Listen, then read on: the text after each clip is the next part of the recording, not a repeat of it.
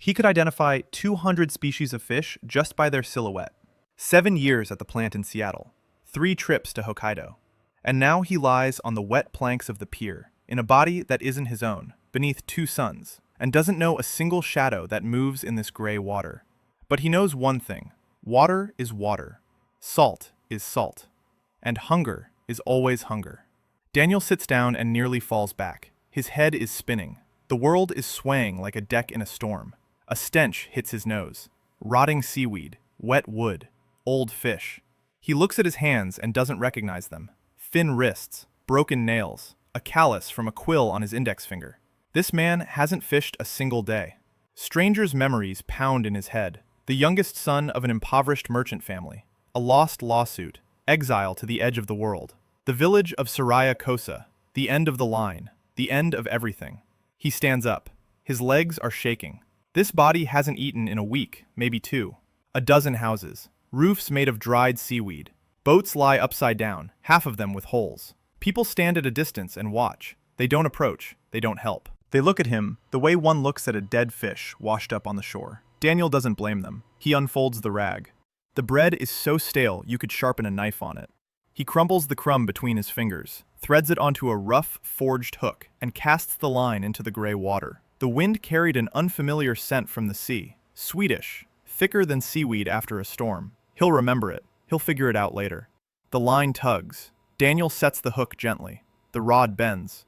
It's a serious weight for such tackle. He reels the fish in slowly, letting it tire itself out. The technique doesn't require strength. The technique requires patience. The fish comes to the surface. Silver azure, long, as thick as a palm. Its scales shimmer so brightly, it looks as if someone had dropped a piece of the sky into the water. Behind him, someone gasps.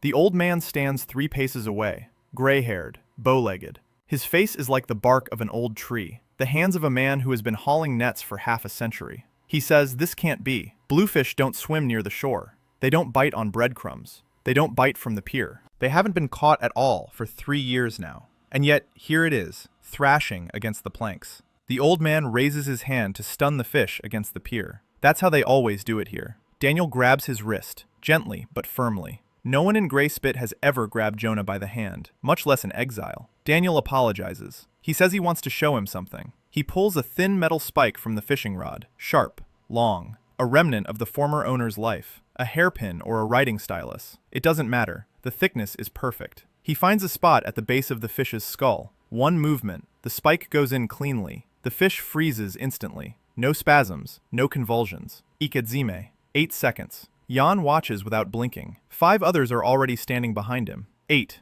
12. The whole village is flocking to the pier in silence, as if someone had struck an invisible bell. Daniel cuts open the belly in one motion from tail to head. He removes the guts. He separates the liver. Oily, clean, almost like ankimo. He cuts the fillet into thin slices, almost transparent. The pink, quartz-colored flesh falls onto the gray boards like petals. Here, fish are chopped and shredded, but this exile cuts it as if saying goodbye to something dear.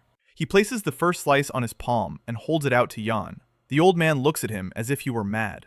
Raw fish, no salt, no fire, nothing. Jan places the slice on his tongue and freezes. The silence drags on. 4 seconds. 5. 6. The old man closes his eyes. His jaw trembles. Something appears on his weathered face that may never have been there before. Pure astonishment. He says he's been eating this fish for 60 years, boiled it, salted it, fried it until black, and he didn't know it tasted like this. His voice is hoarse and wet. He isn't crying, but his eyes are shining.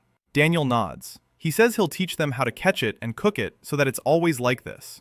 Jan sits down silently beside him, as if his legs have given way. Daniel cuts the next slice and hands it to the woman standing closest. She presses her palm to her lips. Next. Next. He silently hands one out to everyone. There's enough bluefish for 23 people, the whole village. When the last slice lands in the last palm, the sun is already sinking toward the horizon. The shadows are long, double. Daniel sits on the edge of the pier and stares at the gray water. He is hungry. He gave away all the fish. But John sits down next to him and places half of his slice in front of him. Daniel takes it, eats it. The fish is wonderful, fatty, clean, sweet on the tongue. He asks how many families there are here. 23. How many boats are in operation? 4. When was the last time they caught bluefish? Jan is silent. That means it's been a long time. Daniel stands up. His knees are shaking. His body aches. But his mind is clear, crystal clear, like in the workshop at 5 in the morning when the line is running and everything is working. He tells Jan that he needs a large, flat board and some charcoal. Jan doesn't ask why. He just nods. By nightfall, a board and a piece of coal lie on the table in Jan's house. Daniel draws a diagram of the salting process. Dry salting, salt to fish weight, curing time. He doesn't know the local words, so he draws pictures. Fish, salt, time. A girl stands nearby. Young, thin, weather-beaten hands and a habit of squinting. John's daughter, Mir. She doesn't say a word, but stares at the diagram as if trying to drink it in with her eyes. Daniel turns the board toward her. She flinches. She looks at her father. Jan nods. She takes the charcoal, redraws the cut line smoother, more precisely, and adds a detail he forgot. The gill cover. She knows this fish better than he does. Of course she does. She grew up here. He needs her hands. She needs what's in his head. Daniel smiles for the first time in the day. He says that tomorrow they'll go ashore and he'll show her everything from the catch to the salting. Mire doesn't smile, but she nods briefly, like someone who's used to promises not being kept, but still hopes every time. Night falls on gray spit, heavy and dark. 2 moons hang over the sea, white and copper, like 2 suns, only cold. Daniel lies on a hard cot and counts. 23 families, 4 boats.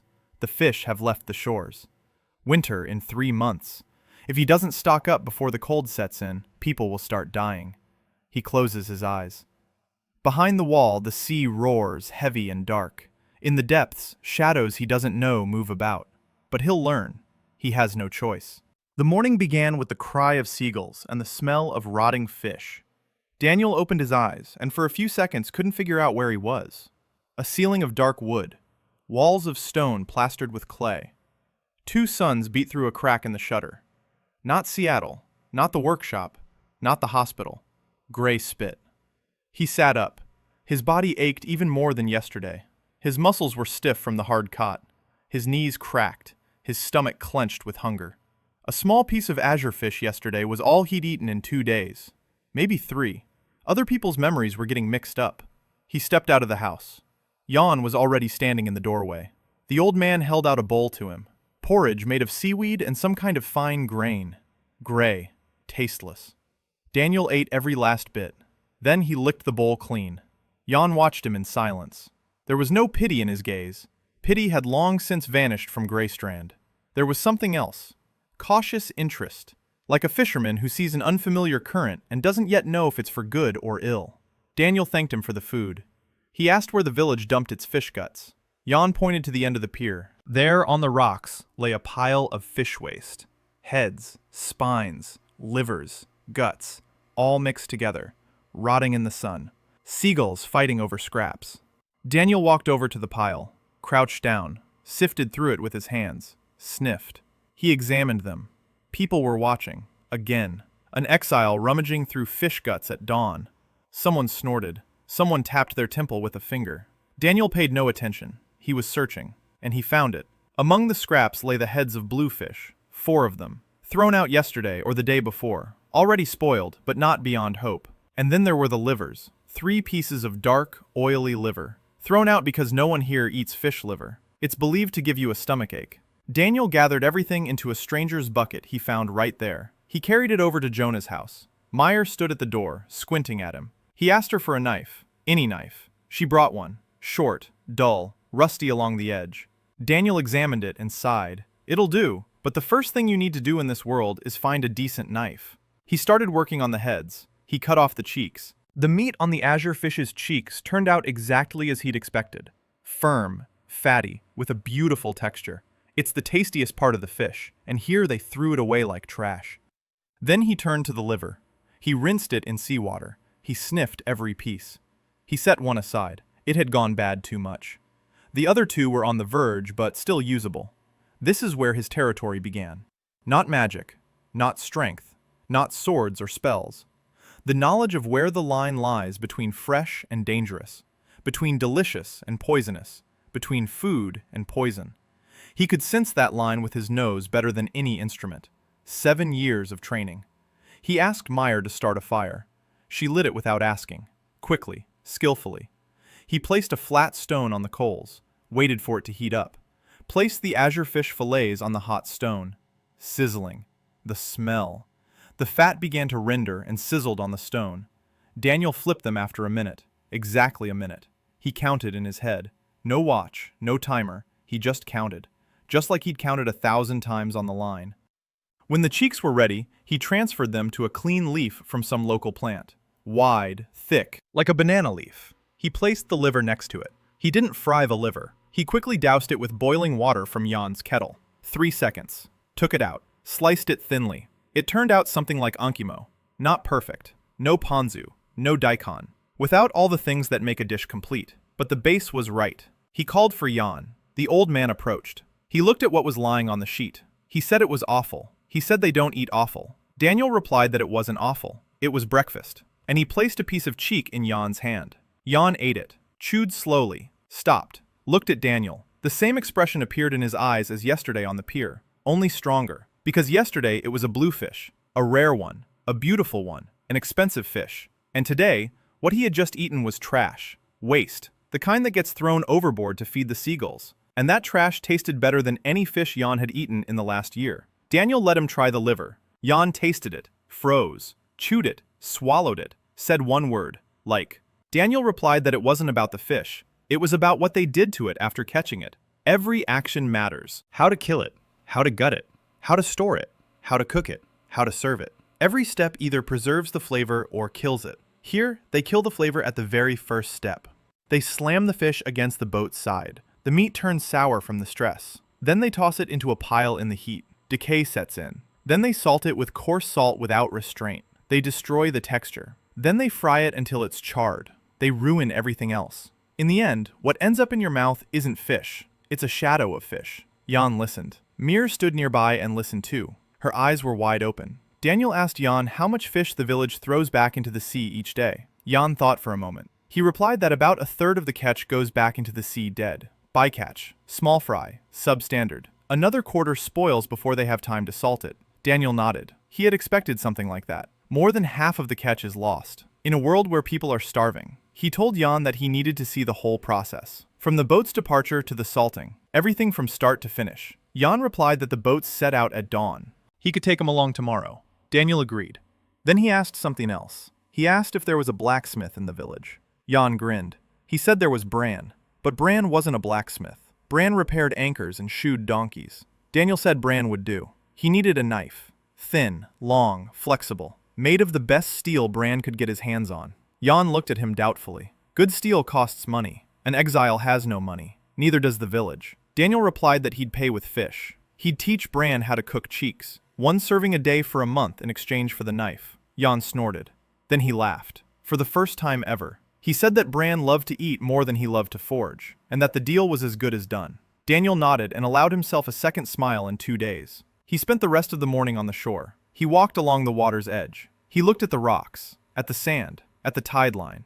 He gathered seaweed. He sniffed it. He tasted it. He identified 3 types as edible. He set one aside.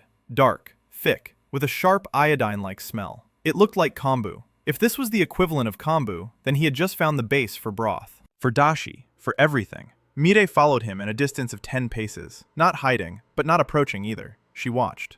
When he picked up the dark seaweed and sniffed it, she finally came over. She said it was sea lettuce, that it wasn't, that it tastes bitter. Daniel asked if she had tried boiling it in fresh water and discarding the first broth. Mire blinked. No, no one did that. Why boil something you don't eat? Daniel said they would try it in the evening. Mire nodded. Not as cautiously as yesterday. Something was stirring inside her. Daniel could see it in her eyes. Not trust. Far from trust, but curiosity, the genuine, eager curiosity of a man who had lived his whole life in a cramped room and suddenly saw that there was a door in the wall. That evening he cooked the broth, seaweed and fresh water. He poured off the first batch. He kept the second. He added a bluefish head. He cooked it for a long time, over low heat. He skimmed off the foam. He waited. When the broth became clear and golden, he took the pot off the heat. He poured some into Jan's bowl. The old man tasted it. He looked up. Daniel waited. Jan said it was like soup. But not soup, something else. Something that makes you feel warm inside.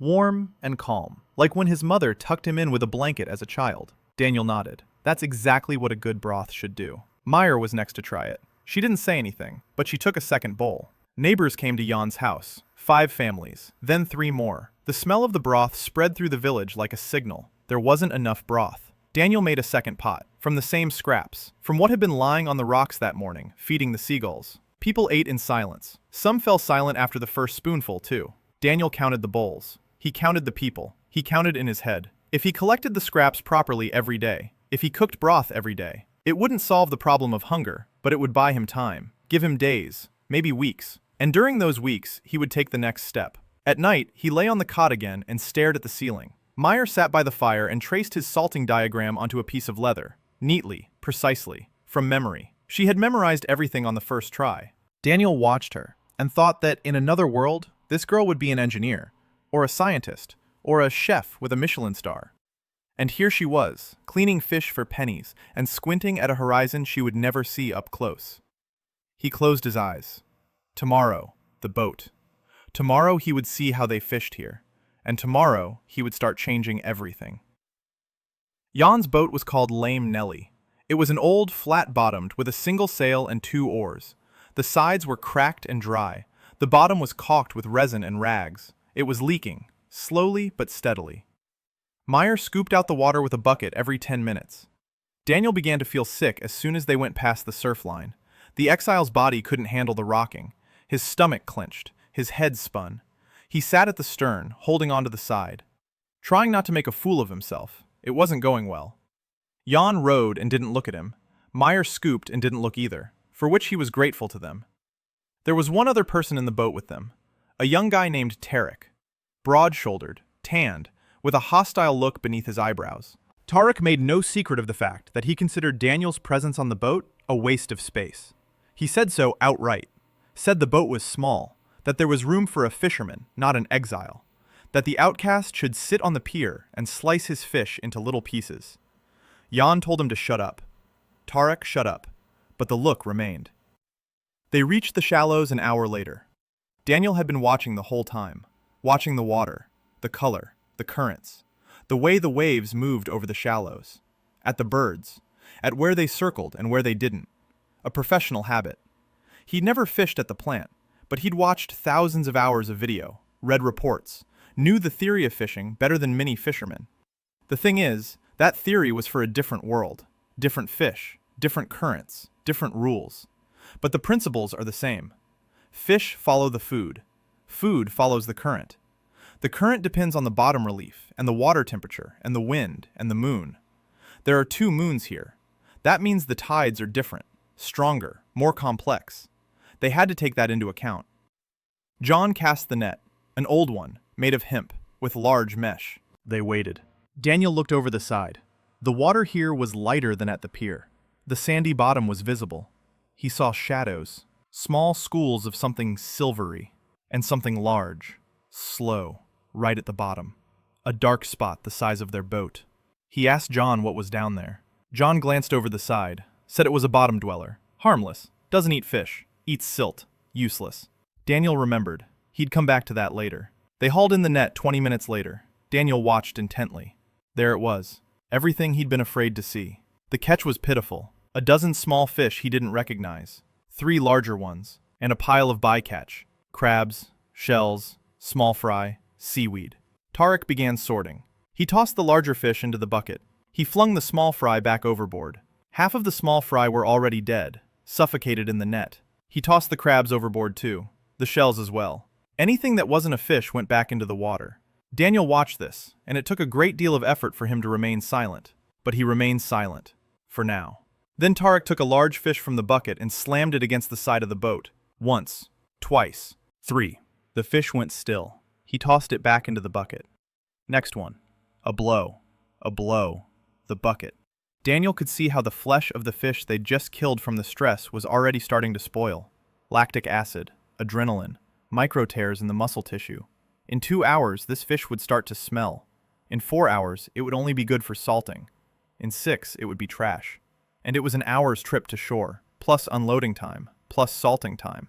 In the end, out of the 10 fish they caught, they'd actually use 5, maybe 6. The rest will go to waste. Daniel asked Tarek to stop. Tarek looked at him as if he were a nuisance. Daniel said he wanted to show him a method. Tarek replied that he didn't need methods from an exile. Jan told Tarek to let the guy try. Tarek spat overboard and walked away. Daniel took the next fish from the net, alive, flopping. He found the spot. It's in a slightly different place for each species, but the principle is the same. The base of the skull, the medulla oblongata. One stab with the spike. The fish froze, instantly, without a fight, no stress, no lactic acid in the muscles. Then he did the second part. He inserted the spike into the spinal canal, ran it along the spine, destroyed the nerve endings. This prevents post-mortem convulsions. The meat remains relaxed, clean. He placed the fish in the bucket, gently, didn't throw it, placed it, then did the same with the next one, and the next. Tarek watched. He was silent. Jan watched too. Mir leaned in closer. She wanted to see the injection site, to remember it. Daniel showed her, slowly, step by step. She nodded, took the spike, took the next fish. Her hand trembled. The jab wasn't perfect, a little to the left. The fish twitched, but then it went still. Mir looked at Daniel. He nodded. Not bad for a first try. She tried again, this time more precisely. The third time, almost perfect. She's a quick learner, very quick. The trip back to shore took an hour. Daniel lay on the bottom of the boat, fighting nausea. Mir was scooping water nearby. Once she splashed it on his face. Cool, salty. He didn't know if it was by accident or on purpose, but it felt better. On shore, he asked Jan to give him an hour. He laid out the entire catch on the dock. The one Tarek had killed with a blow, and the one he and Mir had finished off with a spear. Side by side. An hour passed. The difference was visible to the naked eye. The fish killed by the blow had already begun to turn dull. The gills had turned brown. The flesh, when pressed, didn't spring back but gave way. It smelled. Faintly, but it smelled. The fish treated with the thorn looked as if it were alive. The scales glistened. The gills were red. The flesh was firm. The smell was clean, sea-like, fresh. Daniel called for Tarek. Tarek came over. He looked at the two fish. Daniel told him to smell both. Tarek sniffed them. Daniel asked which one he would eat. Tarek was silent for a long time. Then he pointed at the one that had been gaffed. He didn't say anything, but he pointed. That was enough. Then Daniel asked for the bucket with what Tarek had thrown back into the sea. Bycatch, small fry, crabs. Of course, there was no bucket. Tarek had thrown everything away. But Daniel explained that tomorrow he wanted all the bycatch to be kept. Everything. Every crab. Every shell. Every little fish. Tarek asked why. Daniel replied that he would show him. Tarek shrugged. He didn't care, as long as the Exiled didn't get in the way of rowing. That evening, Daniel sat by the fire and thought. Bran brought him a knife blank. Rough. Unfinished. The steel wasn't bad. Not Japanese, of course. But he'd seen worse. He began explaining to Bran what shape it needed to be. Long. Thin. Flexible. With a single-sided edge. Bran listened and frowned.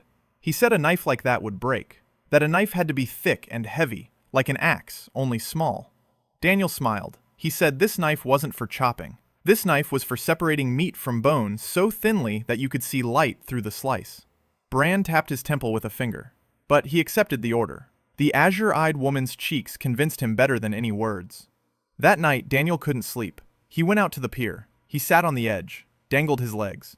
2 moons were reflected in the black water, white and copper, beautiful, scary. He sat there and did the math in his head. 4 boats, 10 fish per boat per day, minus losses, minus spoilage. For 23 families. Not enough. Even with his methods, it's not enough. More boats are needed. Or a different approach to fishing. Or both. Somewhere down below in the black water, something large passed by the pier's pilings. Slowly. Silently. Daniel felt the planks tremble slightly.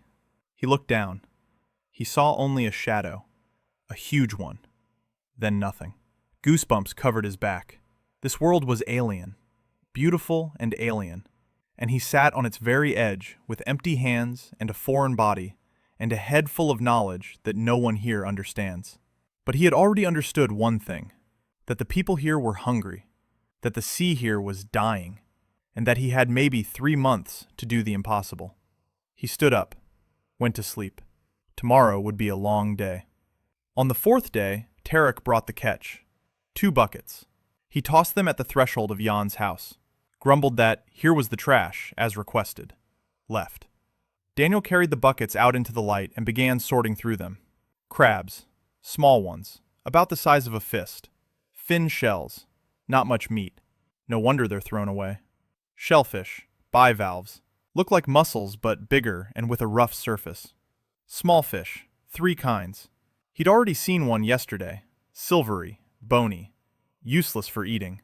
But not useless for broth. He sorted everything into groups. Meyer came over. She sat down silently beside him. She watched. Daniel asked if she knew what these clams were called. Meyer replied that they were stone lips. They aren't eaten. They make you sick. Daniel picked one up, opened it, sniffed it. The meat was pale, firm. It smelled of the sea. It didn't smell of poison. It didn't smell of rot. He suspected the problem wasn't with the shellfish, but with the preparation, or the storage.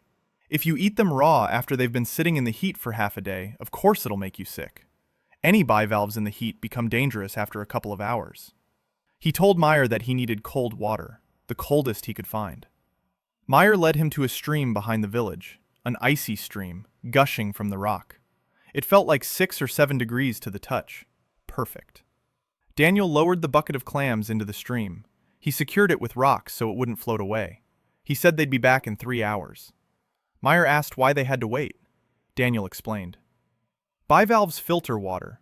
Everything inside them is what they've eaten in the sea. Algae, plankton, sometimes toxins. If you give them 3 hours in clean running water, they'll clean themselves. They'll expel the dirt. What's left is clean meat. Mira listened. She didn't nod. She didn't argue. She just absorbed it, like dry earth absorbs water. While the clams were cleaning themselves, Daniel set to work on the crabs. He put a pot of seawater on the fire. He waited for it to boil. He threw in the crabs. Exactly 4 minutes. He took them out. He cracked open the shells. There wasn't much meat. But the shell is a treasure. At the processing plant, crab shells were sent off by the ton for processing. Chitin. But here he didn't need chitin. He needed flavor. He roasted the shells on a hot stone until they turned red and began to smell. Then he tossed them into the pot of water. He added a seaweed leaf. A couple of heads from yesterday's small fish. He boiled it for an hour. Strained it through a cloth.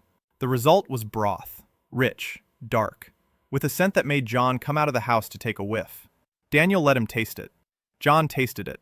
Sat down on a bench. Said he didn't get it. That it was trash. Shells and heads and seaweed.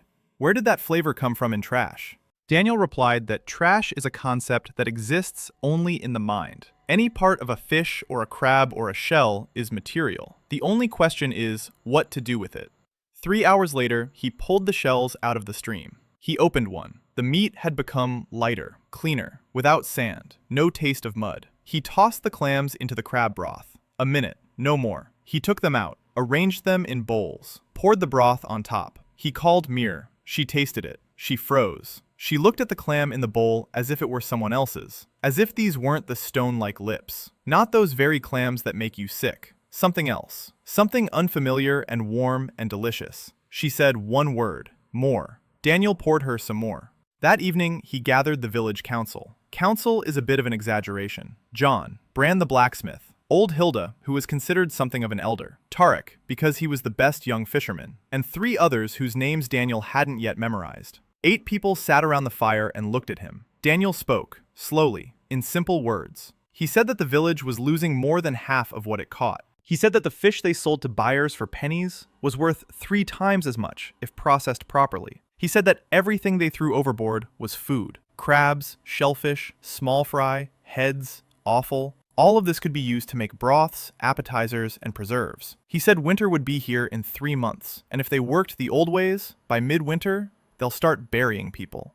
Silence. A long one. Then Hilda spoke up. The old woman was as dry and bitter as the winter wind. She asked how the exile knew their fish, how he knew their sea, how he knew what winter would bring. Daniel answered honestly. He said he didn't know their fish, he didn't know their sea, but he knew what hunger was, and he knew what it was like to lose food, and he knew how to make 1 bucket of fish turn into 2 buckets of food. Hilda snorted. She said it was witchcraft. You can't make 2 out of 1. Daniel said it wasn't magic, it was knowledge. He set a bowl of crab broth with shells in front of her. Hilda looked at the bowl. She looked at him. She took it. She tasted it. She chewed for a long time. Her wrinkled face didn't change. Then she set the bowl down. She said it was fine, that he should go on. Daniel continued. He needed 5 things. First, all boats going out to fish must use a spike instead of a blow. Meyer will teach them. Second, all the catch goes ashore, not overboard. Third, a storage pit is needed, deep, in the shade, ideally on a hillside, to keep the fish cold. Fourth, a place for salting is needed, clean, sheltered from the sun. Fifth, He needs a week, 7 days. In 7 days, he'll salt the first batch of fish his way, and they'll take it to the nearest town. If his fish sells for more than usual, he'll get a vote on the council. If not, he'll leave the village. Silence. Tarek said it was ridiculous, that an exile was haggling like a merchant. Jan said the guy had a point. Bran said he didn't care as long as they kept feeding him. Hilda was silent. Then she said, a week, 7 days.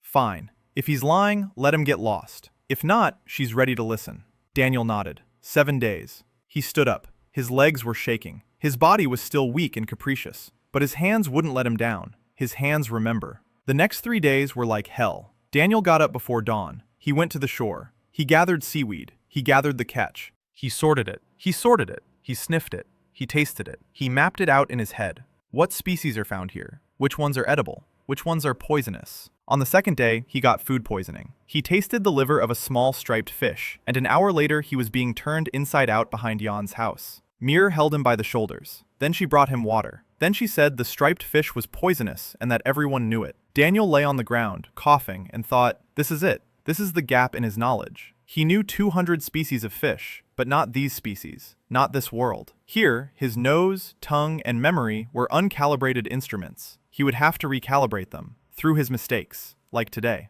He asked Mir to tell him about all the fish she knew, about all the shells, about all the seaweed. What was poisonous? What was safe? What was strange? Mir began to tell him. She knew a lot, more than he expected. Names, habits, seasons, where each fish goes and when. Daniel listened and memorized. He drew with charcoal on the board. He was compiling his own field guide. Mir corrected his drawings. She drew better. By the end of the third day, they had a map of 43 local species, 28 edible, 8 conditionally edible if prepared correctly, 7 dangerous. Daniel looked at the map and saw possibilities. The 8 conditionally edible ones were those considered trash or poison here, but he could turn them into food if he found the right way to prepare them. 8 new sources of food, for a village that was starving. This was more important than a knife, more important than salting, more important than anything. But first, a week. First, salt. Salt. Daniel thought about salt for 3 days. Here, they salted fish in one way. They took a handful of coarse gray salt, rubbed it all over the whole fish, placed it in a barrel, poured brine over it. They sealed it. They waited. Sometimes a week, sometimes 2. They took it out. The result was always the same. Tough, over-salted, with a taste of the barrel, with a smell that could scare away seagulls. It wasn't food. It was a way to survive. The difference is huge. Food is when you put a bite in your mouth and want more. Survival is when you put a piece in your mouth and are glad you didn't die. Grey Braid was surviving. Daniel wanted her to eat.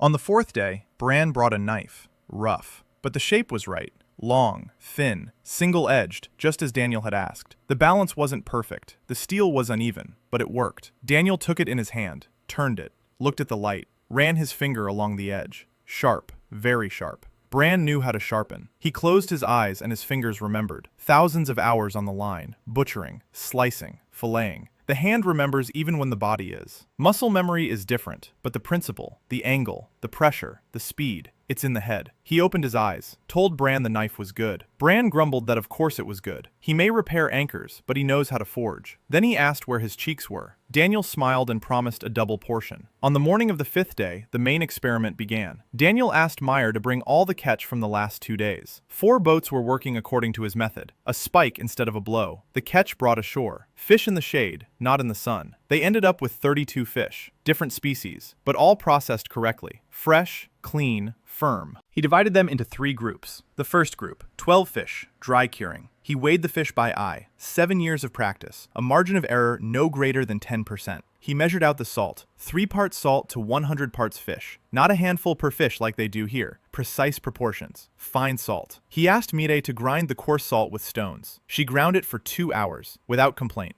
Her hands were stronger than Daniel's in this body. Much stronger. He rubbed each fish separately, a thin, even layer. He placed them in a clean barrel, cloth between the layers. Clean, washed, a weight on top, a stone, smooth, heavy. He put it in the shade. The second batch, 10 fish, a wet brine, a different ratio. Brine. He made it himself. Water, salt, seaweed for flavor. He checked the concentration the only way he could. He dropped in a raw egg. John gave him an egg from his only bird with a look on his face as if he were giving away a child. The egg floated. The brine was right. He placed the fish in another barrel, poured in the brine, sealed it. Weight, shade. Third group, 10 fish. This was his trump card, gravlax, dry cured with an addition, salt, the local equivalent of sugar. Mir led him to an old vendor who sold a thick, dark syrup made from some kind of root. Sweet, with a caramel aftertaste. Not sugar, but close. Daniel bought a pot of syrup for 3 small fish. The vendor looked at him like he was a fool. 3 fish for a pot of syrup, the deal of the century in her favor. She didn't know that in a week those 3 fish would be worth nothing, and that in a week a jar of syrup would be worth more than silver. Daniel mixed salt and syrup. He added some dried greens he'd found on the shore. They looked like dill. Not dill, but with the same aniseed note. He rubbed the mixture into the fish, packed them tightly, skin to skin, flesh to flesh, a load, a mass, a shadow. 3 days. In 3 days he would know if it had worked or not. The remaining 3 days were grueling. He worked from morning until night. He checked the barrels every few hours, sniffed, touched, monitored the temperature in the shade. Temperature was his main problem. No thermometer, no refrigerator, no ice. He could only guess based on how it felt. This world was cooler than he expected. The nights were cold, the days were mild. The shade under the rock kept the temperature stable, but temperature control was still the first thing he needed to figure out for the future. A glacier. A real glacier, carved into the hillside, with stones that hold the cold. That's the next step. But first, salt. On the 6th day, he opened a barrel of dry salted fish. He sniffed. A clean smell. Salted fish without rot, without sourness, without that barrel stench. He cut off a thin slice. He tasted it. The texture was right, firm but not tough. The salt permeated evenly. The taste was clean, fishy, no bitterness. He closed his eyes. At the factory, this would have been a 4 out of 5. Not perfect. The salt was a bit coarse. The proportion was slightly too high. But for a first attempt in a foreign world with unfamiliar tools and unfamiliar fish, it was a miracle. He opened the barrel of wet salted fish as well. The result was different, softer, more delicate, less salty. The fish almost melted on the tongue. Good for eating, bad for transport. It's a half-day's journey by sea to the city. The fish needs to survive the trip. The dry-cured fish will make it. The wet-cured is a question mark. He decided to take both options. To compare the buyer's reactions. He opened the gravlax last. His hands were shaking. Not from weakness, from excitement. He removed the cloth, peeled back the top layer. The scent hit his nose. Sweetish, spicy, with a hint of anise from the herbs, with a deep, clean, fishy note underlying it all. He took Brand's knife, cut off a thin slice, almost transparent, pinkish coral, with a dark strip of herbs along the edge. He placed it on his tongue. He froze. It was good. It was truly good. Not perfect, far from perfect. But for a world where the best thing is considered to be an oversalted brick that needs to be soaked in water before eating, it was as if someone had brought electricity to a cave. He called Meyer. She tasted it. She was silent for a long time. Then she said it wasn't fish. Daniel asked what it was then. Meyer thought for a moment. She said she didn't know the word. But it was like when you walk along the shore in the morning and the sun has just risen and the wind smells of the sea, and for a second you forget you're hungry. That. Only on your tongue. Daniel looked at her. This 19-year-old fisherwoman with weather-beaten hands had just described a gastronomic experience better than any restaurant critic he'd ever read. He said that tomorrow they would take it to the city. Mireille nodded. Then she asked if she could have another piece. Daniel cut her another piece, and one for himself. They sat on the threshold of John's house, eating gravlax with their hands, and saying nothing. 2 suns were setting below the horizon, white and copper. Long, double shadows fell across the gray water. On the morning of the 7th day, they loaded the boat. 3 barrels, dry-cured herring, wet-cured herring, gravlax. John steered the sail. Mireille sat on the bow and looked ahead. Daniel sat on the stern next to the barrels and fought nausea. The wind was at their backs. It was a half-day's journey to the nearest town. The town was called Kelmar, a fishing village larger than Greykos, 100 houses, a market, a buyer from the Salters Guild. That was where all the surrounding villages brought their fish. And that was where the buyer set the price. His price. A low one. Because he was the only buyer within a 2-day journey. A monopoly. A classic one. Daniel knew what a monopoly was, and he knew how to fight it. Not with force, with quality. When they docked in Kelmar, Daniel stood on the pier and looked at the town. Small, poor, but alive. People, stalls, smells, fish everywhere. Dried, salted, smoked, stinky. He could smell it from 200 paces away. The smell of improper processing. The smell of lost quality. the smell of money flowing down the drain. Jan led him to the buyer. The buyer's name was Morgus, fat, greasy, with small eyes that assessed everything they saw in terms of coins. He looked at the barrels from Grayside and grimaced. He asked Jan what kind of exile was with him and why the barrels weren't standard. Jan said he should try it first before making a face. Morgus opened the first barrel, dry salt. He pulled out a fish, turned it over, sniffed it. A strange expression appeared on his face. He sniffed it again, and again. Then he took out a knife and cut off a piece, put it in his mouth, chewed slowly, stopped. Daniel watched him and counted. 3 seconds. 5. 7. Morgus swallowed, opened the second barrel, wet ambassador, tried it. Then the third, gravlax. When he tasted the gravlax, his small eyes grew wide, for a single second, then small again. He was a buyer. He knew how not to show interest. Morgus named his price, the standard one, 3 copper coins per fish, just like for ordinary salted fish. Daniel had expected this. He shook his head, said no. Morgus raised an eyebrow. No one in Kelmar ever said no to him. Daniel explained. He asked Morgus to get his best fish, the one he buys from other villages, the very best. Morgus smirked. He brought it out. Salted cod, Kelmar's finest. Daniel placed it next to his own. He asked Morgus to smell both, then to taste both. Morgus smelled it. He tasted it. He was silent. Daniel said that his fish smelled fresher, cleaner, and kept longer. That it would last on the counter for a week, while the standard kind goes bad in 3 days. That gravlax is a product they've never even seen in Kelmar. And he named his price. 9 pennies for a dry-cured fish, 12 for a wet-cured one, 20 for gravlax. Morgus laughed. He said the exile was crazy, that no one would pay 20 copper coins for fish. Daniel said Morgus was right. An ordinary fisherman wouldn't pay, but a tavern owner would. And a merchant would. And a merchant ship captain would. Because this isn't just fish. It's a fish you'd serve a guest, and the guest would remember your table. Morgus stopped laughing. He looked at Daniel for a long time. Then he named his counteroffer. 6 copper coins dry, 8 wet, 15 gravlax. Daniel haggled. Meyer stood nearby, shifting her gaze from one to the other as if they were. They agreed. 7, 10, 18. Daniel shook Morgaz's hand. The buyer looked at his palm after the handshake, then at Daniel. Something new appeared in his eyes. Not respect, apprehension. When they walked out, Meyer walked beside him and counted on her fingers. Then she stopped. She looked at Daniel. She said it was 4 times the usual price. That for 3 barrels, they had received as much as the Grey Scythe earned in a month. Daniel nodded. Meyer stood there looking at him. On her weather-beaten face was an expression he'd never seen before. Hope. Not cautious, not habitual, real. Like a door that had finally opened. On the way back, the wind shifted. Daniel was hanging over the side again. Meyer splashed water on his face again. Jan adjusted the sail and whistled for the first time in 4 days. When they returned to Greybraid, Daniel poured the coins onto the table in front of the village council. The copper coins clinked as they rolled across the wood. Hilda counted. She counted for a long time. She recounted them. She looked up. She looked at Daniel. She said nothing. But she stood up. She pulled a bench over to him. Daniel sat down. The council meeting continued, now with him. Daniel salted 3 batches of fish using various methods, including gravlax. He sold them in Kelmar to the buyer Morgus at a price 4 times higher than usual. He earned a month's income for the Grey Coast in a single day.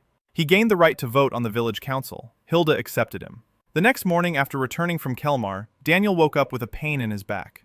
The cot in John's house was as hard as a rock. The exile's body ached every day, but today especially. He sat up. He rubbed his face. Voices could be heard behind the wall. Many voices. He went outside. Half the village was standing by John's house. They hadn't come to watch. They had come to work. Hilda stood at the front, lean, upright, with a face that expressed nothing but determination. She said the council had decided that the village would do as the exile said, that a storage pit was needed, a place for salting was needed, barrels were needed. Let him tell them what to do. Daniel looked at them. 23 families, thin, tired, with hands that knew only how to haul nets and salt fish the old-fashioned way. But they had come. That was the main thing. He began to explain. A glacier. They needed a glacier. Not just a pit, but the right pit in the right place. He walked around the village for 2 hours. He examined the slopes. He felt the stones, sniffed the earth. Meyer walked beside him and translated his mutterings into words the others could understand. He found a spot. The northern slope of the hill beyond the village. Rock close to the surface. Dense clay. The shadow of the cliff shields the entrance from both suns for most of the day. Groundwater is close. The cold will hold. Not perfect. As far from perfect as far as the moon. As far as both moons. But it'll do for a start. They began digging that very day. The men chiseled away at the rock and shoveled out the clay. The women carried the soil away in baskets. The children hauled stones for the walls. Daniel directed them. He showed them the dimensions. Depth. Shape. 3 meters long, 2 meters wide, 2 meters deep. Line the walls with stone. Cover the floor with pebbles for drainage. A narrow entrance. With a double door. An air gap between the doors. The simplest insulation. People didn't understand why there were 2 doors. Daniel explained. Cold air is heavier than warm air. It sinks down and stays inside. If there's only 1 door, every time you open it, the cold escapes. 2 doors with a gap between them keep the cold inside. Hilda listened and shook her head. She said it was witchcraft. Daniel replied that it wasn't witchcraft but a property of air. Hilda said it was one and the same. They dug for 3 days. Daniel couldn't dig. His body wouldn't let him. He tried on the first day. He picked up a shovel. He dug 10 times. His hands were shaking. His back was on fire. Tarek took the shovel from him without a word. No mockery. He just took it and dug for both of them. Something had changed in Tarek after the trip to Kelmar. He didn't become friendly. He didn't become talkative. But he stopped looking at Daniel as a nuisance. Now he looked at him as something incomprehensible. Like a tool he'd never seen before and didn't know which end to hold. While the men were digging, Daniel was busy with something else. The curing room. He needed a clean, enclosed space. An old barn on the edge of the village would do. The roof was leaking, the walls were crooked, but it stood. He asked Mir to organize the repairs. Mir organized them, quietly and quickly. She didn't give orders, she simply told people what needed to be done, and they did it. She had a talent. Not with fish, with people. Daniel noticed this and remembered it. 3 days later, the ice house was ready. Rough, primitive, stone walls, a gravel floor. 2 doors made of thick planks. Inside, it was dark and cold. Daniel went down inside. The air was cool, damp, 10 to 12 degrees to the touch. Not a refrigerator, but 3 times better than out in the sun. Fish that would spoil in 4 hours in the heat would last a day here, maybe a day and a half. That changed everything. It meant they could now stockpile their catch. No need to sell in a panic before it went bad. Stockpile, process in batches. Salt when convenient, not when the heat was unbearable. They started the first batch that very evening. 20 fish, dry salting, his best method. Meyer worked alongside him. She had already memorized the proportions. 3 to 1. Fine salt. Rub it in evenly. Cloth between the layers. A weight on top. Daniel watched. He corrected her. But he had to correct her less and less. She was learning at a pace that was both frightening and admirable. On the 4th day, what Daniel had been waiting for and fearing happened. A buyer arrived. Not Morgas. Another one. A bigger one. Tougher. From the Salters Guild. His name was Perrin. He arrived by boat with 2 assistants. Burly men. With knives on their belts. Not fighters. But not merchants either. Something in between. Perrin stepped onto the gray pile pier and looked around. His face was sour, as if he'd stepped in mud. He asked who was in charge here. Hilda came out. Perrin said rumors had reached the guild, that some village on the shoals was selling fish outside the guild, at prices higher than the guild's, that this was a violation of the rules, that the guild controlled the salting and sale of fish along the entire coast, that if the village wanted to sell, let it sell through the guild, at the guild's prices, 3 copper coins per fish. Hilda was silent. She knew the guild. Everyone knew the guild. The Salters Guild was not a trade union, but a vice in which the coastal villages had been suffocating for generations. Low purchase prices, high selling prices. The difference ended up in the pockets of the guild masters, and the villages starved. Daniel stepped forward. Perrin looked at him, at his thin body, at his slender arms, at the clothes of an exile. He asked who it was. Daniel introduced himself. He said he salted fish for the village. Perrin smirked. He said that an exile salts fish, that it's ridiculous, that the exile should salt for himself and leave the selling to those who know what they're doing. Daniel asked Perrin to try some. He took a piece of gravlax out of the icebox, sliced it thinly, placed it on a clean sheet of paper, held it out. Perrin took it, tried it. His expression didn't change, but he chewed longer than necessary, and swallowed more slowly than he should have. Daniel recognized these signs. Perrin was a professional. He understood what he was holding in his hands. Perrin said it wasn't bad, but it didn't matter. Rules are rules. 3 copper coins, through the guild, or nothing. Daniel asked what would happen if it was nothing. Perrin smiled. He said that then the Grey Pinnacle ships would no longer be allowed into Kelmar, into Limport, into any port on the coast. The guild has agreements with the port authorities. Whoever doesn't in the guild doesn't trade. Silence. People stood and listened. Daniel saw their faces. Fear. The familiar, habitual fear of people who'd been oppressed their whole lives. He turned to Perrin, said he understood, said he'd think it over. Perrin nodded, said the village had a week. Then the guild expected an answer. He got into the boat, sailed away. In the evening, the council gathered again. They were silent for a long time. Then Tarek spoke. He said that was it, that they'd played their part and that was enough, that they wouldn't argue with the guild, that they had to go back to the old ways. 3 copper coins is 3 copper coins. At least it's something. Hilda was silent. John was silent. Meyer looked at Daniel. Daniel thought. For a long time. He did the math in his head. Then he said there was another way. Not through the ports. There are direct sales. There are people who buy, not at the market, but privately. Taverns, merchant houses, ships. If they bypass the ports and sell directly to the consumer, the guild won't be able to do anything. Because the guild's agreements control the ports. But not private docks, not the back doors of taverns, not ship holds. Tarek said that was smuggling. Daniel replied that it wasn't. Smuggling is when you don't pay duties. And he would pay. Every copper coin.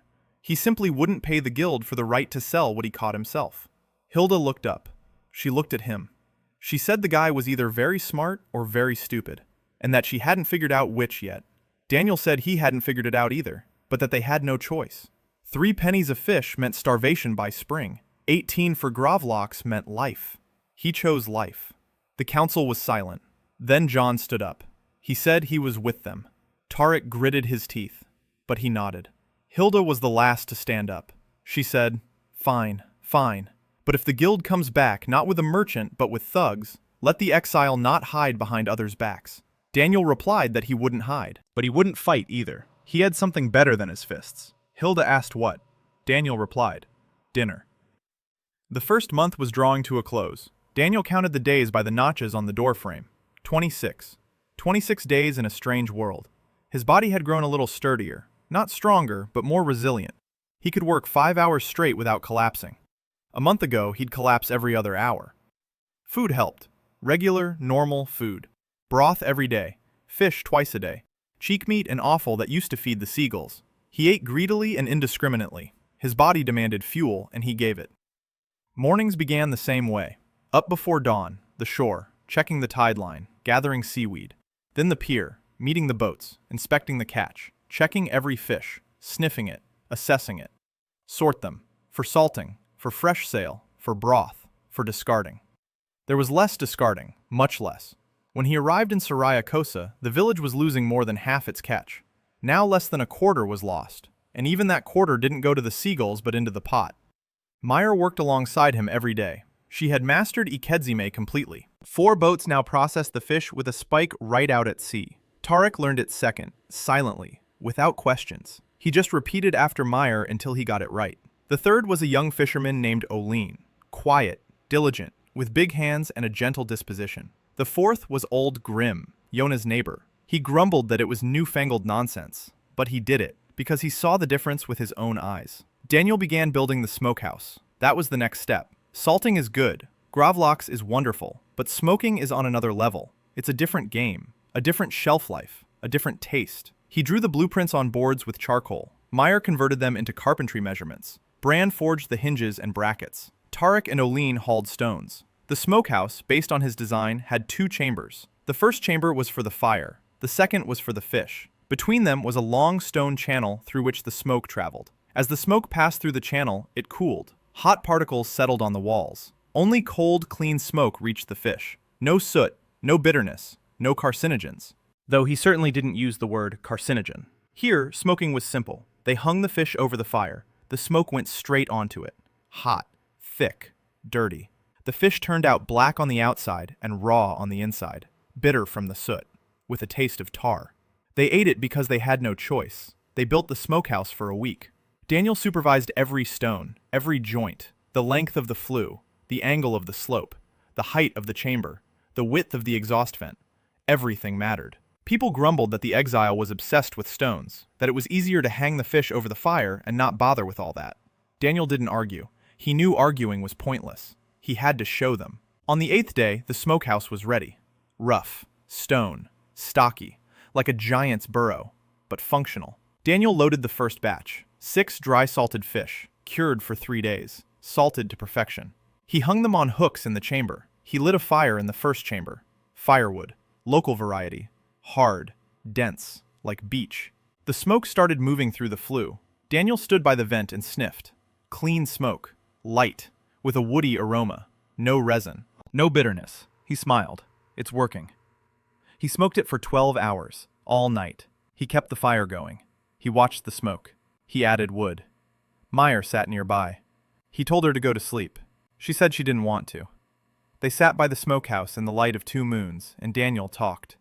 Not about technology, not about fish, about flavors, about how properly smoked salmon smells, about how cold smoked halibut melts on the tongue, about how in a distant country he remembers like a dream there were people who devoted their entire lives to a single species of fish, just one, and they achieved perfection. Meyer listened. She didn't interrupt. Then she asked if he had ever been to that distant country. Daniel fell silent. He looked at the fire. He answered that he had been there, long ago, in another life. Meyer didn't ask what he meant. She was a smart girl, and she sensed boundaries. In the morning, he filleted the fish, golden, with a thin, shiny crust, with a scent that made Daniel's chest tighten. It was the right scent, smoky, pure, deep, as if the fish had absorbed the forest and the fire and the night air.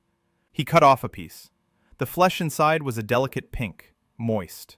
Not overcooked, not raw. The texture of good bacon, firm yet melting. He placed a piece on his tongue. He closed his eyes. At the plant, this would have been a B+, almost an A.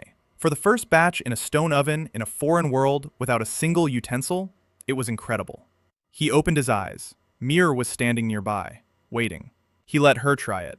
She took a bite, chewed slowly. An expression appeared on her face that he was beginning to recognize. Quiet surprise, as if the world had gained another color. She said she wanted to learn. Daniel nodded.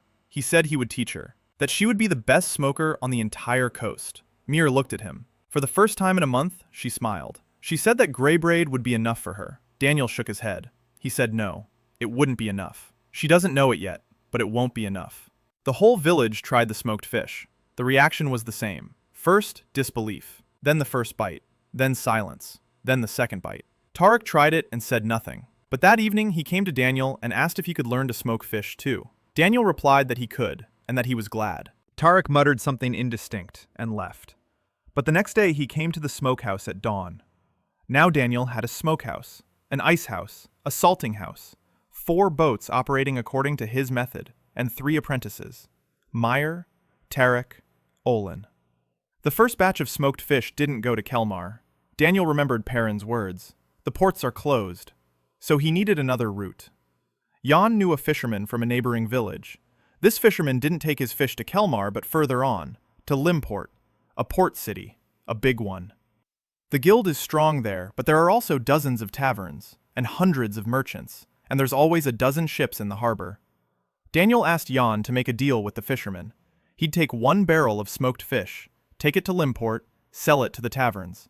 The price is 25 copper coins per fish. John said the fisherman would ask for a cut. Daniel said he could take a 5th. Meyer counted on her fingers. 20 per fish minus the fisherman's cut. That comes to 16. That's more than Gravlocks and Kelmar. She looked up. Daniel nodded. This is just the beginning. 2 months had passed. Daniel was counting the notches again. 59. 1 month until winter. Grey Spit had changed. Not its face, not its walls, not its roofs. The air. Before, the village had smelled of rot and hopelessness. Now it smelled of smoke and salt and something else. Something Daniel couldn't name but recognized without a doubt. Work. The village was working. 4 boats went out every morning. The entire catch passed through his hands. Sorting, processing, salting, smoking. The ice house was filling up. Barrels stood in rows in the salting shed. The smokehouse smoked every other day. Yona the fisherman hauled the barrels to Limport once a week. And every time he brought back money. Money. Grey Spit hadn't seen that much money in the last 10 years. Daniel didn't spend it. He saved it. He counted every penny and set it aside. Because money isn't the goal. Money is a tool. And there is only one goal. To survive the winter. He bought salt. Lots of salt. fine-grained, pure, the best he could find. He bought firewood, hardwood, for the smokehouse. He bought cloth, for wrapping, for layers. He bought clay pots, for fermentation, because garum. He was going to make garum, fish sauce, 6 months of aging, fish guts and salt and thyme. Guts that are thrown away by the ton here. He put the first batch into 15 clay pots. Guts from small fish. Salt, a 1-to-3 ratio. He sealed them with lids, set them out in the sun. Every day he opened them and stirred them. The smell was awful. The village gave the pots a wide berth. Hilda said the exile had finally lost his mind. That rotting guts in the sun was an abomination. Daniel replied that in 6 months, that abomination would be worth more than silver. Hilda snorted, but she didn't touch the pots. On the 61st day, Esther arrived. Daniel was standing on the pier, unloading the morning catch, when he saw the boat. A small one. A single-oared boat. A woman was sitting in it, thin, in a dark hooded cloak, alone. The boat bumped against the pier. The woman got out. She pulled back her hood.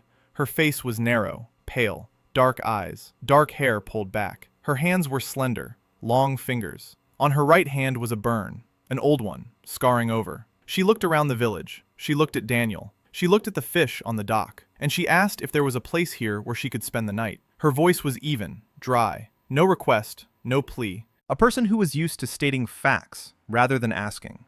Jan said that strangers weren't welcome in Grey Cove. Esther replied that she didn't need them to be welcome. She needed a roof over her head. She would pay. She took out a coin, a silver one. They didn't pay with silver in Grey Cove. Here, they used paw. Silver was wealth, or a curse, because a person who runs with silver runs far away from something terrible. Jan looked at Daniel. Daniel looked at Esther, at the burn on her arm, at the bag slung over her shoulder, heavy, stuffed with something hard and angular. Books, or tools, or both. He said she should stay. There's an empty house on the edge of the village. The roof leaks, but the walls are still standing. Esther nodded. She left. Didn't say thank you. Didn't smile. Just left. Meyer came over and quietly asked who she was. Daniel replied that he didn't know, but that a person with silver and a burn on their arm and a bag full of books is usually someone with a story. Meyer snorted. She said that in Grey Braid, everyone has stories. It's just that they're all sad. Esther didn't leave the house for 3 days. On the 4th day, Daniel saw her by the pots of garum. She was standing there, sniffing. Not with disgust, with interest. A professional, precise interest. Then she opened one of the jars, looked inside, took a thin stick out of her bag, stirred it, sniffed the stick, looked at the light. Daniel approached. He asked what she saw. Esther didn't flinch. She didn't turn around, as if she knew he was standing behind her. She replied that she saw the controlled decomposition of protein, enzymatic hydrolysis in a saline environment, and that it was very interesting. Daniel froze. She hadn't said those words. Not in those words, but that was exactly what she meant. She understood the process. Not like a fisherwoman, not like a peasant woman, like a scientist. He asked how she knew that. Esther looked at him. For the first time, directly. Her eyes were cold, appraising. She said she used to study how substances change under the influence of heat and time and other substances. That in the South they call it natural philosophy, and the church calls it heresy. Daniel understood. A herbalist, an alchemist, a proto-scientist. In a world that burns such people for asking the right questions. He said he needed her help. Esther raised an eyebrow. He explained. He had no way to measure the freshness of fish except with his nose. A nose is good, but subjective. He needed a system, an objective one, a repeatable one by which anyone in the village could determine whether fish was fresh or not, without his nose, without his experience. A set of criteria: the color of the gills, the firmness of the flesh, the clarity of the eyes, the smell, the consistency of the slime on the scales. A system of 5 checks. If all 5 are passed, the fish is for the first day. If 3 out of 5, for the second. If fewer than 3, into the broth. If none, throw it out. Esther listened. Her face didn't change. Then she said it could be done. That she'd seen similar classification systems in old books on wound treatment. 5 signs of infection: redness, heat, swelling, pain, loss of function. The same logic, only for fish. Daniel looked at her and thought that the world was cruel and stupid. That they had wanted to burn this woman for saving people. That her mind was worth more than all 7 crowns put together. And that he was incredibly, indecently, inexplicably lucky that she had ended up at his dock. He held out his hand to her. Said he was glad she was there. Esther looked at his hand. Then she shook it, briefly, firmly, without a smile, but with something in her eyes that Daniel didn't recognize at first. Then he understood. Relief. Over the next week, they developed a system. 5 freshness checks. Esther took notes. She had neat, small handwriting and a habit of numbering everything. Daniel explained the signs. Esther translated them into simple words. Meyer tested it in practice. The 3 of them drew up Aquilon's first ever fish quality standard, on a piece of tanned leather, with Meyer's drawings, with Esther's notes, with Daniel's data. Every boat received a copy. Every fisherman memorized it. A week later, catch losses dropped even further, from 1/4 to 1/10.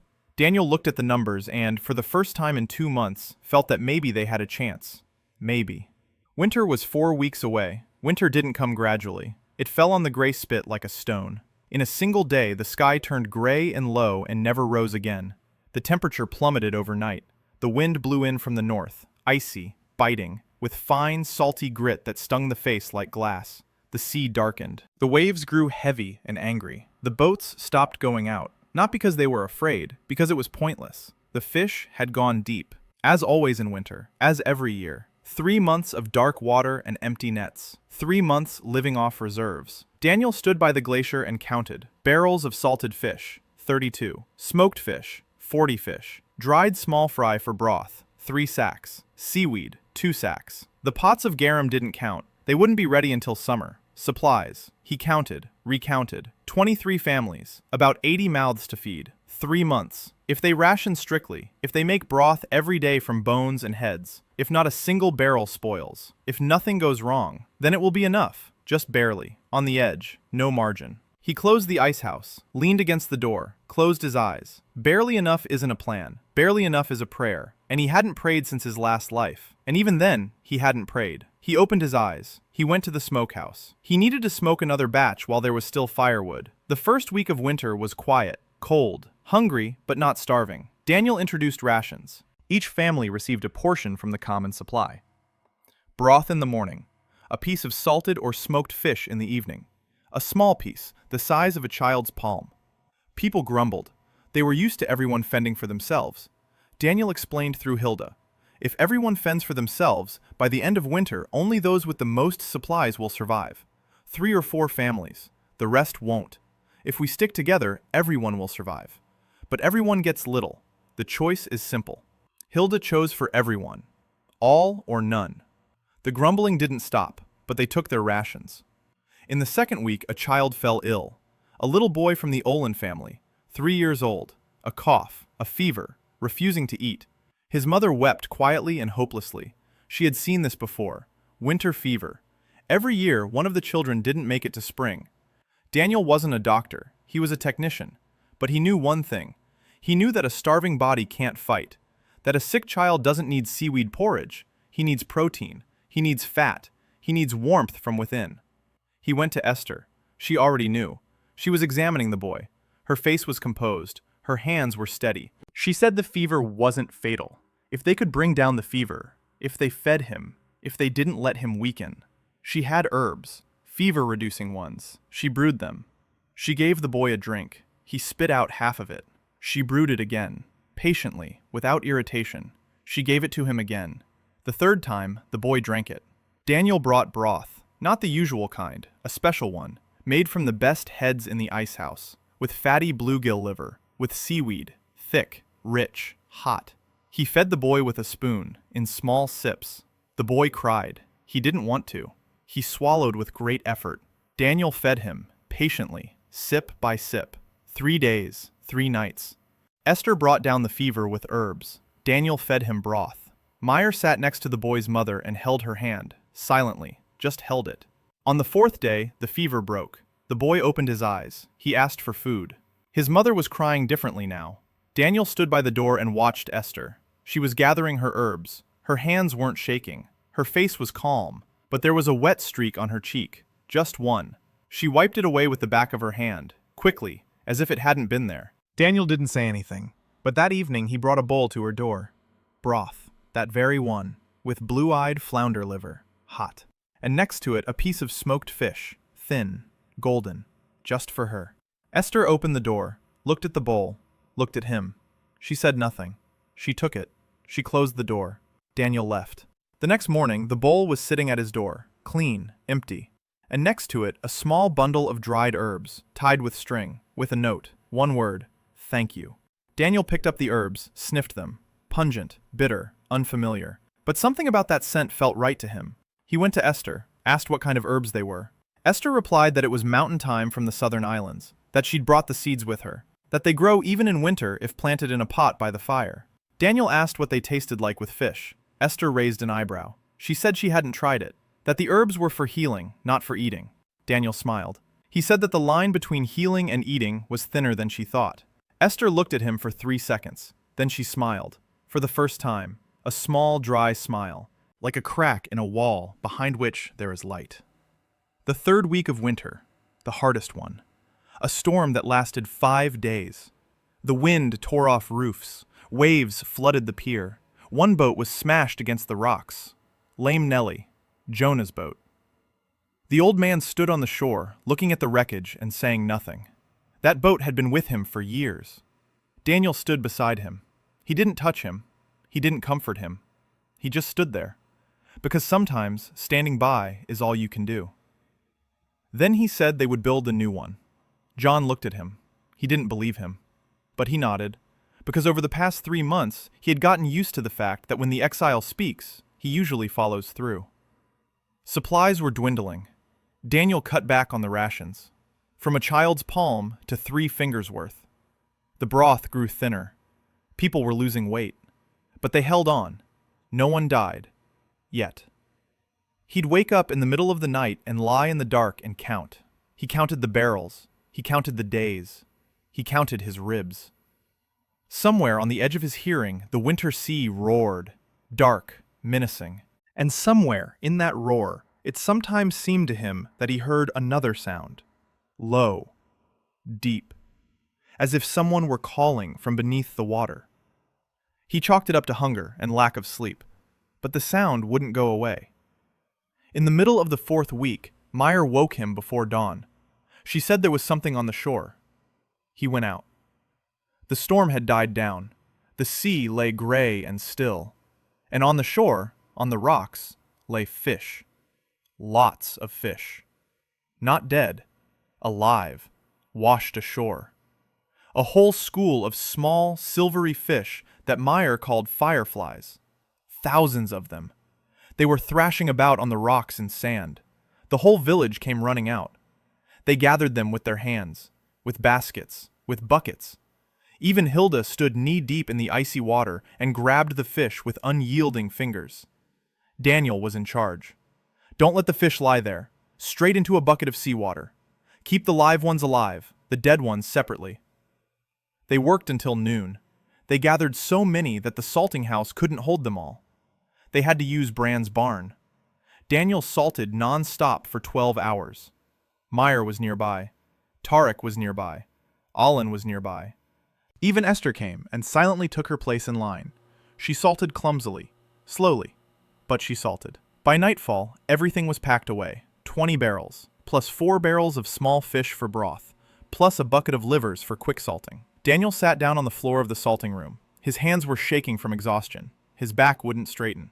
But he was smiling, because that meant another 6 weeks. 6 weeks of food. Winter was no longer breathing down their necks. Winter with a surplus. He closed his eyes and heard that sound again, low, deep from the sea, as if someone had said thank you. But of course it was the wind. Of course the wind. Winter ended as it had begun, abruptly. One morning, the wind shifted. It blew from the south, warm, damp, smelling of seaweed and open water. 2 suns emerged from behind the clouds for the first time in 2 months, white and copper. Their light fell on gray spit and the village shuddered, like a man who had woken up and didn't immediately believe he was alive. Daniel stood on the pier and counted. Everyone was alive. 23 families, 81 people, not a single one lost, not a single one.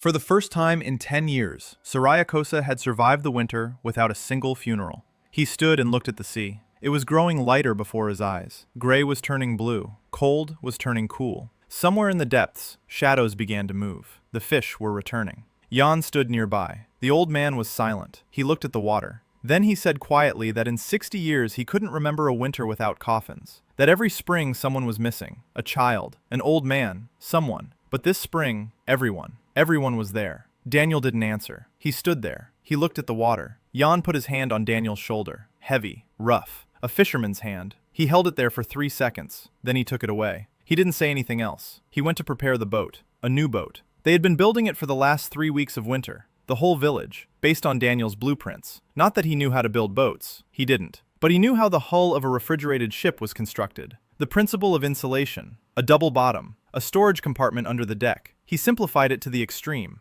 A flat-bottomed boat like Lame Nelly, but with a compartment under the deck planks. The compartment is lined with clay and stone, for cold water and ice when there's ice. Fish from the sea don't go into a bucket in the sun, but into a cold hold, the simplest cold chain. John named the boat the Quiet Cook. Daniel said it was a terrible name for a boat. John replied that it was the perfect name. End of discussion. The Quiet Cook's first outing took place on the 3rd day of spring. John and Tariq set out at dawn. Daniel stayed on shore. He still suffered from seasickness. His body had grown stronger over the winter. His shoulders had broadened. His hands were more confident. But his body's vestibular system was hopeless. The sea would not accept him. He accepted that. His place was not on the boat. His place was on the shore, in the salting shed, by the smokehouse, at the table where they count and plan. The first catch of spring was bountiful. The fish had returned. Not as many as they would have liked. The silent misfortune hadn't gone anywhere. The shoals were still emptying along the entire coast. But things were better for Soraya Kosa than for its neighbors. Maybe because they didn't scoop everything clean out. Maybe because they left the small fry and substandard fish alive. Maybe because the bycatch was returned to the sea alive rather than dead. The ecosystem was responding. Slowly, but it was responding. Daniel could see it in the subtle signs. More fry near the shore. More birds. More of those bottom-dwelling creatures that Jan called useless. They aren't useless. They filter the water. They clean the seabed. They are the foundation of the food chain. Daniel hadn't spoken about this out loud yet. It was too early. First, he needed to feed the people. Then, save the sea. A week after the start of spring, Daniel did what he had been planning for 2 months. He gathered Meyer, Tarek, and Alan. He said it was time. They would take the smoked fish to Limport. Not through a middleman fisherman. By themselves. Directly. Meyer would handle the negotiations. Tarek would guard the cargo. Alan would steer the boat. Meyer turned pale. She said she had never traded before, that she didn't know how. Daniel replied that she knew fish better than any merchant in Limport, that she knew how to determine freshness by 5 signs, that she knew the difference between dry and wet curing, that she could slice gravlax thinner than he could, that she needed only one thing, to let them taste it. The fish would take care of the rest. Mira was silent. Then she nodded. They loaded the boat, 5 barrels, the best smoked fish, the best gravlax, top-quality dry-cured fish, and separately, wrapped in oiled cloth, 10 pieces of smoked blue whiting, a rare commodity, for special customers. Daniel explained the strategy to Mir. Don't go to Morgus. Don't go to the market. Go to the best tavern in town. Ask to speak with the owner. Let him taste it. Don't haggle first. Wait until he names a price. If the price is low, silently take the fish and go to the next tavern. Don't argue. Don't try to convince him. Just leave. Good merchandise sells itself. You just have to give it a chance. Mir listened. She memorized it. She memorized everything. Always. They set sail at dawn. Daniel stood on the pier and watched the boat grow smaller. Jan stood beside him. He said he was worried about his daughter. Daniel said Mir would be fine. Jan replied that wasn't what he was worried about. It was that his daughter would return a different person. That she was already a different person. And that it was scary. When a child outgrows the world in which they grew up. Daniel said nothing, because Jan was right. They returned 2 days later. The barrels were empty. Money jingled in the leather pouch on Meyer's belt. She jumped down onto the dock. Her face was weather-beaten. Her eyes were burning. She walked toward Daniel, and on her face was an expression he had never seen before. Pride. Not quiet, not cautious. Open, bright, vivid pride. The pride of a person who had done the impossible and knew it. She poured the money onto the table in Jan's house. Copper and silver. Daniel counted. He counted for a long time. He looked up. Meyer had sold the entire shipment. Every last piece. The owner of Limport's finest tavern bought the smoked bluefish for a gold piece. A whole gold piece for 10 pieces. He tasted it and said he'd lift it to the Duke for dinner. Then he asked when the next shipment would arrive. Meyer replied that it would be in 2 weeks, and she named a price 10% higher. The owner agreed. Daniel looked at her, at this 19-year-old girl from a starving village, who, 3 months ago, had been cleaning fish for pennies. And today she had sold gold to the Duke's chef and set the next price. He said she was doing a great job. Mira looked at him. She said no, that he was the one doing a great job. That she was only wearing what he had created. Daniel shook his head. He said no. That he creates a product. And a product without a person who believes in it is just a barrel of fish. She made him something greater. Mira turned away, quickly. But Daniel noticed. Noticed that the tips of her ears had turned red. Noticed that she had clenched her fists. Noticed that she then sat by the fire all evening, rereading the transaction records she herself had kept, and smiled, quietly, to herself. That evening, Daniel went out to the pier, sat on the edge, dangled his legs, just like on the first day, 3 months ago. Gray water, 2 suns at sunset, white and copper, double shadows, everything the same, and everything different. Back then he was alone, hungry, in a foreign body, empty-handed. Now he has a glacier, a smokehouse, a salting house, 5 boats, 3 apprentices, 1 student, and a village that had survived the winter. He looked at the water. Somewhere far beyond the horizon were cities and kingdoms and the 7 crowns and the Salters Guild and the whole vast world that did not yet know that here, in this forgotten village on the edge of the archipelago, something had begun. Something small, like a single piece of fish on an old fisherman's tongue. But small things have a way of growing. He heard footsteps behind him. Esther came over and sat down beside him, silently, without invitation, with a bowl of broth in her hands. She held out one of the 2 bowls to him. He took it. She sat down. They drank the broth, in silence, watching the sunset. 2 suns were sinking below the horizon, 1 white, 1 copper. The world was alien, beautiful, dangerous. And for the first time in 3 months, Daniel thought that maybe he wasn't here by accident. Maybe he had been called here. Somewhere deep in the sea, something large passed by the pier, slowly, quietly, just like on the first night. The planks shook. Esther glanced down. Daniel shook his head. He said it was just the current. Esther looked at him. She said no, not the current. But she didn't argue. She finished her broth, got up, left. Daniel stayed. He sat on the pier. He looked at the dark water, and thought, that spring isn't the end. Spring is the beginning, the real beginning. Spring was gaining strength. The sea was warming up. The fish were coming in thicker and thicker. 4 boats went out every morning and returned with full holds. The quiet cook worked better than anyone else. The cold storage compartment below deck kept the fish fresh all the way to shore. Tarek now performed the ikimame himself on board, quickly, precisely, without a single wasted movement. His fish arrived at the dock so clean that Daniel checked it more out of habit than necessity. The smokehouse was smoking every day. The salting room was working 2 shifts. Mira kept track on pieces of leather, salt consumption, volume of brine, date of salting, date of readiness. She came up with that herself. Daniel hadn't asked. She simply saw what he was calculating in his head and decided he needed that brain for other things. The gray braid was making money. Mira traveled to Limport every 2 weeks. The owner of the best tavern now met her at the pier in person. The Duke had sent a note. He wanted regular deliveries, smoked azure fish, gravlax, and something new, surprise me. Mira brought the note to Daniel. He read it.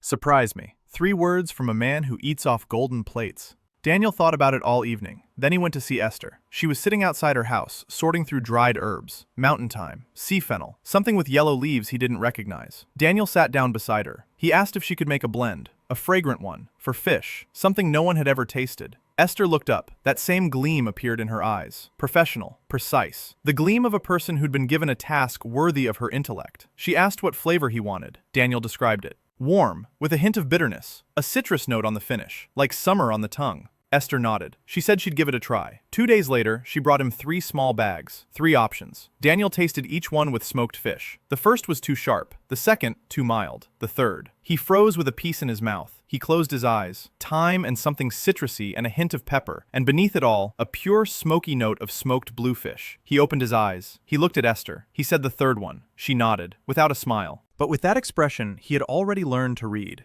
Satisfaction. The quiet, hidden satisfaction of a master who had hit the mark. Meyer took the smoked bluefish with Esther's herbs to the Duke. She returned a week later. The Duke had sent not a note, but a gold coin, and an invitation to dinner. Not for Meyer, for the one who had made it. Daniel looked at the invitation. Heavy paper, a wax seal, coat of arms letters. The world he had built from barrels and smokehouses suddenly grew larger, much larger. He went, Meyer with him, Tarek with him. For protection, said Jan. Daniel didn't argue. Limport greeted him with the smell of the port. Rotting fish, tar, spices, sweat. Thousands of people. Ships, warehouses, taverns. A different scale. Grey Fork is 23 families. Limport is 10,000 souls. The Duke of Limport turned out to be not what Daniel had expected. Not fat, not old, not haughty. A young man of about 35, lean, with quick eyes, with a military bearing, and with a habit of listening more attentively than speaking. His name was Walter Krem. Dinner was in the small hall, not the formal one, the working one. A long table, candles, maps on the walls. Walter asked Daniel to prepare something, right here, from whatever was available. Daniel looked around the kitchen. Fish, fresh, 3 kinds. He knew one, not the other 2. Local herbs, salt, oil, vinegar, sparse, but enough. He asked the cook for a knife. The cook gave him one, heavy, dull. Daniel sighed. He took out his own, Brand's knife, thin, sharp, single-edged.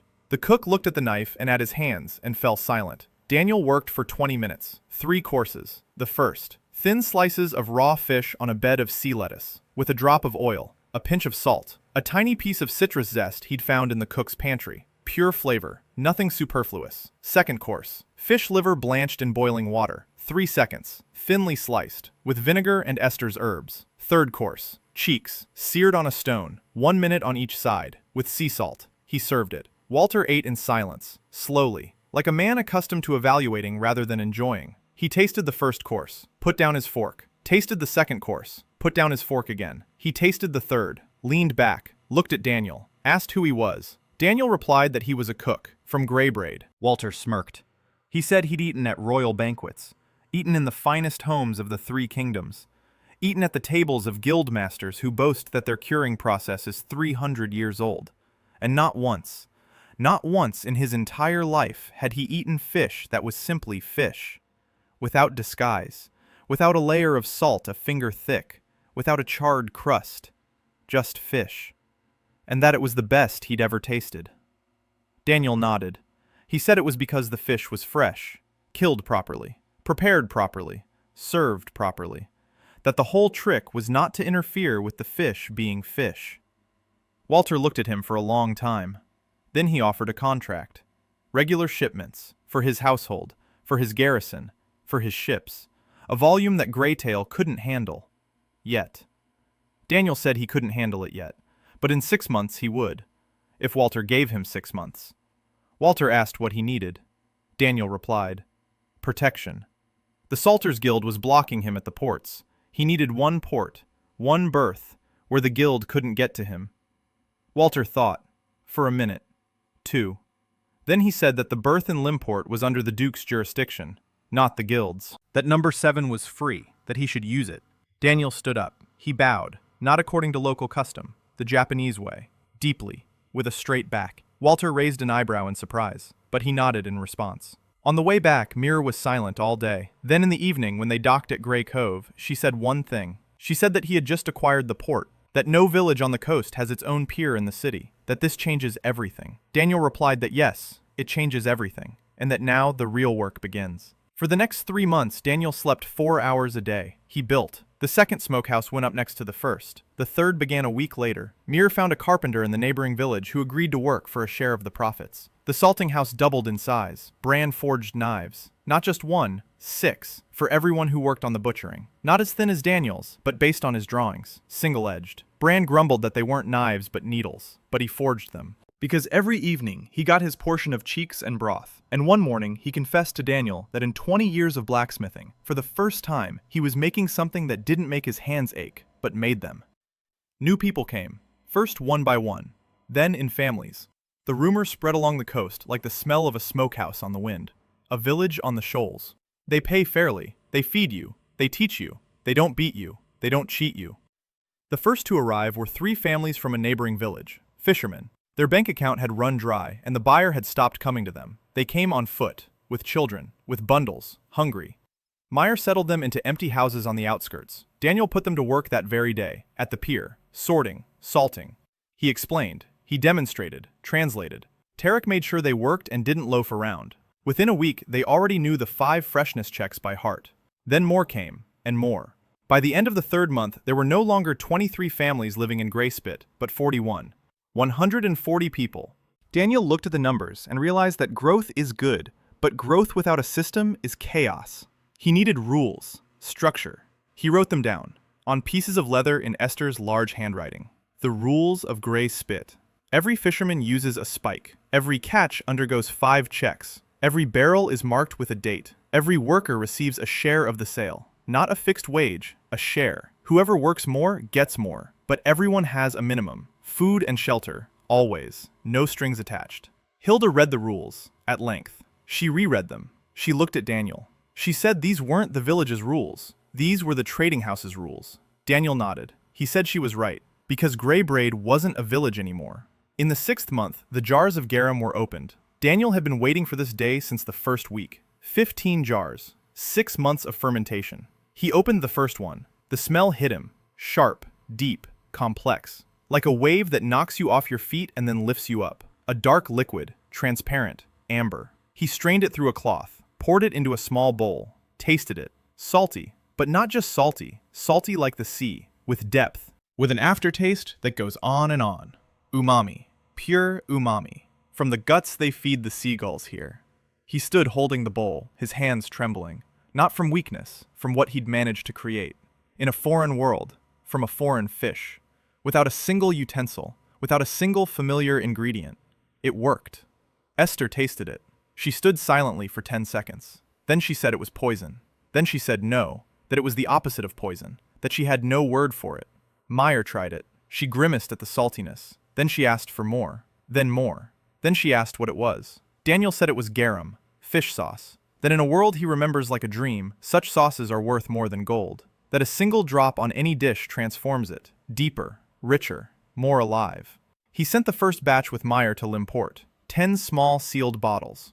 Walter tasted it. He summoned his chef. The chef tasted it. He turned pale. He asked where it came from. Meyer said from the gray spit, from fish guts. The chef sat down on a chair and stared at the wall for a long time. Walter bought all 10 bottles. He named the price himself. Daniel, upon learning the price, sat on the pier for 5 minutes and stared at the water. The price of a single bottle of garum was equal to a fisherman's monthly earnings. 1 bottle. Made from guts. He laughed. Quietly. John asked what was so funny. Daniel replied that it was funny when trash was worth more than gold. John didn't understand. But he smiled. Because when Daniel laughed, it meant things were going well. That same month, Daniel began building fish pens. In a sheltered lagoon east of the village. Calm water, a rocky bottom, a weak but steady current. Ideal for mariculture. He set up the first 3 pens, the simplest kind. Wooden frames with netting. He stocked them with fry, small fish that used to be thrown away. Now they weren't thrown away. Now they were raised. Fed on scraps from filleting. A closed cycle. Fish feed fish. Waste feeds fish. Fish grow. In 3 months, the fry grow into market-ready fish. Mir asked why he would raise fish when he could just catch them. Daniel answered with one word: stability. Catching fish means depending on the sea, and the sea is unpredictable. Raising fish means having control. It means knowing that in 3 months, you'll have exactly as much fish as you need. No more, no less. Mir thought about it all evening. Then she said it was like a vegetable garden, only in the water. Daniel nodded. He said that was exactly right. A vegetable garden in the water. And that this is the future. In the 7th month, he was nearly killed. Daniel was returning from Limport, alone, in a small boat that Allen had taught him to steer along the shore, not out on the open sea. Along the shore, through the shallows, where there's no swell. It was evening. 2 suns were setting. He was passing past a rocky cape an hour from Grey Spit when a boat emerged from behind the rocks. A large one, with 4 men. They blocked his path. Daniel stopped. 4 men, strong, armed, knives, short blades, not fishermen. One of them shouted that they had a message from Master Brass. Daniel knew that name, Corvin Brass, master of the Salters Guild. A man he had never seen but whose presence he had felt from day one. Every buyer who had put pressure on him, every port that closed, every merchant who suddenly refused to buy. Brass was behind it all. The man with the message said that the master was proposing a meeting, a peaceful one, for negotiations, in Limpor, in a week, and that if the exile refused, the message would be different. Daniel looked at the 4 armed men, at his hands, thin, unarmed, at the boat, small. He said he would come. The four turned and left. Daniel sat in the boat and watched the sunset. His hands weren't shaking. He was surprised by this. Then he realized he wasn't surprised. 3 months ago, he would have been afraid. But 3 months ago, he didn't have 140 people behind him. Fear works differently when you're responsible for more than just yourself. He returned to Grey Cove. He called a council. He told them. Tarek said it was a trap, that they couldn't go. Hilda said you don't go to war with the guild, that they had to negotiate. John was silent. Meyer was silent. Esther sat in the corner and listened. Then she spoke quietly. She said whether it was a trap or not didn't matter. What mattered was that Brass had made the first move. That means he's nervous. That means the gray braid has grown big enough to worry him. That's good. It means the strategy is working. Daniel looked at her. He nodded. She was right. He would go, but not alone. He took Meyer with him for the negotiations, and Tarek so that Tarek would stand behind him and keep quiet. Tarek knew how to keep quiet convincingly. The meeting took place at the guild's trading house in Limport, a large stone building by the port, opulent, smelling of salt and money. Corvin Brass was waiting in his office upstairs. Daniel saw him and understood why this man had run the guild for 30 years. A graying beard, silver eyes, broad shoulders, an intelligent, calm face. Hands large but well-groomed. He looked like a kind grandfather, like a man you could trust with a child, and that was precisely what made him dangerous. Brass stood up, smiled, offered a seat, offered wine. Daniel sat down. He didn't take the wine. Meyer sat down next to him. Tarek stood by the door, silent. Brass spoke softly. He said he was impressed, that he had been following the gray slant with interest, that a talent like Daniel's deserved more than a fishing village. He offered a position, chief technologist of the Salters Guild, his own workshop, unlimited resources, gold, the title of master, anything he wants, in exchange for one thing. His methods become the property of the guild, his recipes, his techniques, his people, everything under the guild's roof. Daniel listened. He remained silent. He waited for Brass to finish. Then he asked one thing. He asked what would happen to Graceland. Brass smiled. He said the village would return to normal life. They would fish, sell through the guild, at guild prices, like everyone else. 3 copper coins per fish. Daniel nodded. He understood. He said no. Brass wasn't surprised, as if he'd been expecting it. The smile didn't fade, but his eyes changed. They grew cold, like gray water in winter. He said it was a shame, that he'd hoped for reason, and that Daniel should remember that the sea is vast and the village is small. Daniel stood up, said he remembered, and that the sea is vast, but the fish swim to the shore where they aren't killed against the side of the boat. He walked out. Meyer followed him. Tarek followed her. On the street, Meyer said her heart was pounding, that Brass was a scary man, that his smile was like poison. Daniel replied that she was right, that Brass is dangerous, and that now the real pressure would begin. It began 3 days later. 2 boats from Graysythe were intercepted at sea. The people were left unharmed. The fish were taken. The barrels of salted fish were smashed. A week later, the warehouse in Limport was set on fire, the one Meyer had rented at Pier Number 7. All the goods burned. Our month's supply. 10 days later, Morgus, a buyer from Kelmar, refused to buy from any of the villages that traded with Grayspit. A blockade, an economic one, a harsh one. Grayspit found itself surrounded. Daniel sat on the pier at night, staring into the darkness. Meyer sat down beside him. She was silent. Then she said she was scared, that maybe he had refused for no reason, that maybe it would have been better to agree and save what we have. Daniel shook his head. He said no. That if we give the guild our methods, the guild will do to them what it does to everything else. It will cheapen them, speed them up, cut out everything that makes the product good, and sell them for triple the price. And Graysythe will go back to 3 copper coins and winter coffins. Meyer was silent. Then she asked what to do. Daniel replied that he had a plan, but the plan needed a person. A person with a sword. Sunwaru arrived at the Graysythe in the rain, tall, thin, with 2 short blades on her back and a scar across her left eyebrow, wet, hungry, with the eyes of someone who had long since stopped expecting anything good. Jan found her through a captain he knew in El Import, a former fighter, a former guard, a former everything. Now a mercenary, works for food and a coin, not for an idea, for survival. 3 gold pieces, the last of Graysythe's shared funds. Jan handed them over without a word, didn't ask the council, didn't ask Daniel, just gave them, because in 6 months he'd learned to trust the exile. And the exile said they needed a man with a sword. Sunwa stood on the pier and surveyed the village, contemptuously. Small, poor, it smelled of fish. She looked at Daniel, skinny, unarmed, soft hands. She asked who she was to guard. Daniel pointed to the smokehouse, to the ice house, to the salting house, to the lagoon with the fish traps. He said that was it. Manhwa raised an eyebrow. She said she was being paid 3 gold pieces to guard the fish. Daniel replied that she was being paid 3 gold pieces to guard the 140 people who depended on that fish. Manhwa silently went to the house assigned to her. For the first week, she didn't speak to anyone.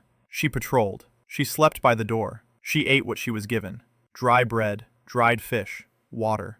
Daniel watched. He saw her eating, quickly, greedily, without savoring the taste, like a person for whom food is fuel, not pleasure. On the evening of the 5th day, she sat by her door and ate a piece of salted fish dry. Daniel walked past, stopped, looked, said nothing, left. Returned 20 minutes later, with a bowl.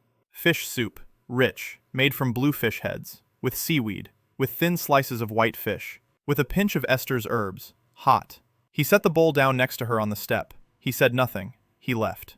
Manhwa looked at the bowl, then at his back. She picked up the bowl. She tasted it. She ate slowly. Slowly for the first time in a week. Her hands were shaking. She set down the empty bowl. She sat there. She stared into the darkness. Her face didn't change, but something in her shoulders had changed. They had dropped, by half an inch, as if an invisible burden had been lifted. The next day, she approached Daniel. She said they needed to talk about security, that the perimeter was weak, that the smokehouses stood exposed by the shore, that the ice house wasn't locked, that the lagoon with the fish pens was visible from the sea, that if the guild sent people more serious than arsonists, she alone wouldn't be able to hold them off. Daniel listened. He nodded. She spoke clearly, to the point, without fluff, a professional. He asked what was needed. She answered. A fence around the smokehouses, a lock on the ice house, a lookout post on the hill, and at least 2 more people, not fighters, just strong guys, who could be taught to hold a spear and stand their ground without running away. Daniel gave her Tarek and Olin. Tarek was strong and angry. Olin was strong and calm. Manhwa looked at both of them, said they'd do, started training them. Every morning before dawn, sticks instead of swords. Tarek talked back for the first 3 days. On the 4th day, Manhwa pinned him to the ground in 2 seconds, effortlessly, like a child. Tarek stood up, wiped the blood from his lip, and didn't talk back anymore.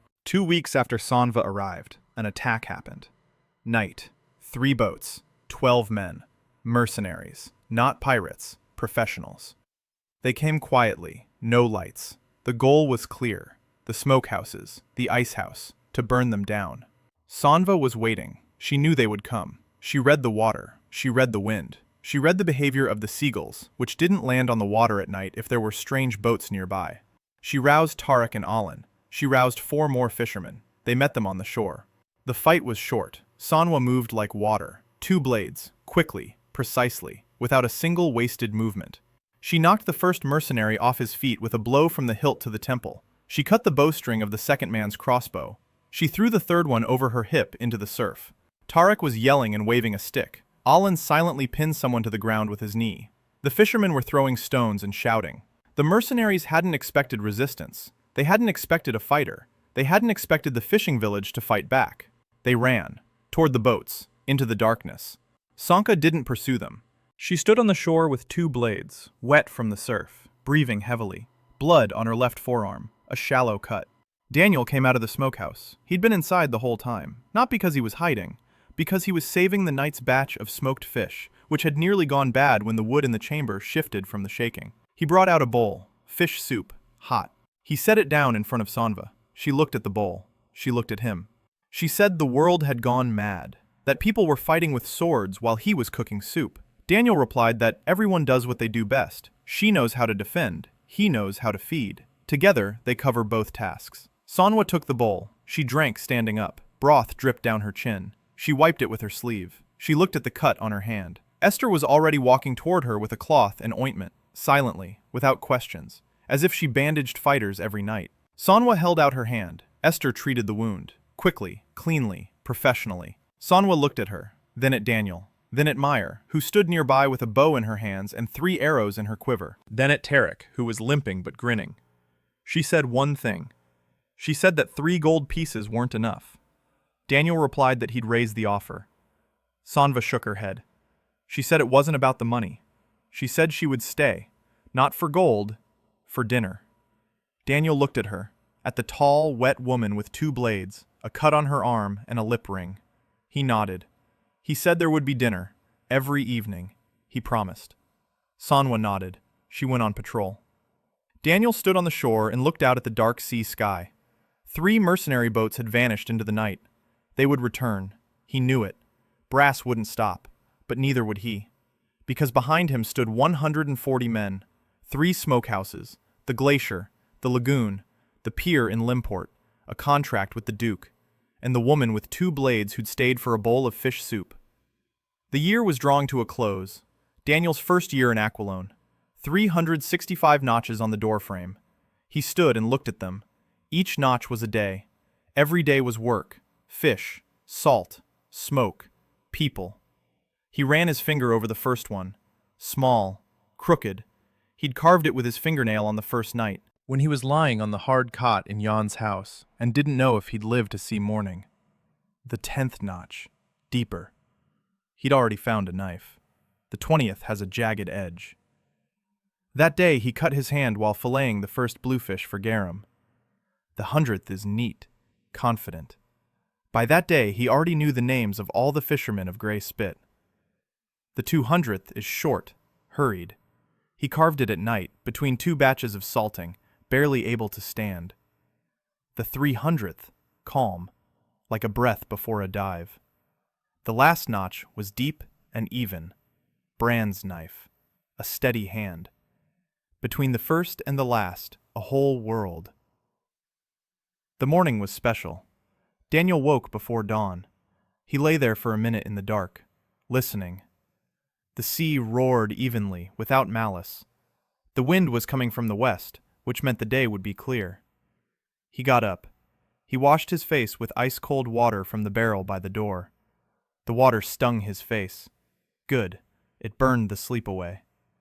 He stepped out onto the porch. The sky was dark blue, almost black.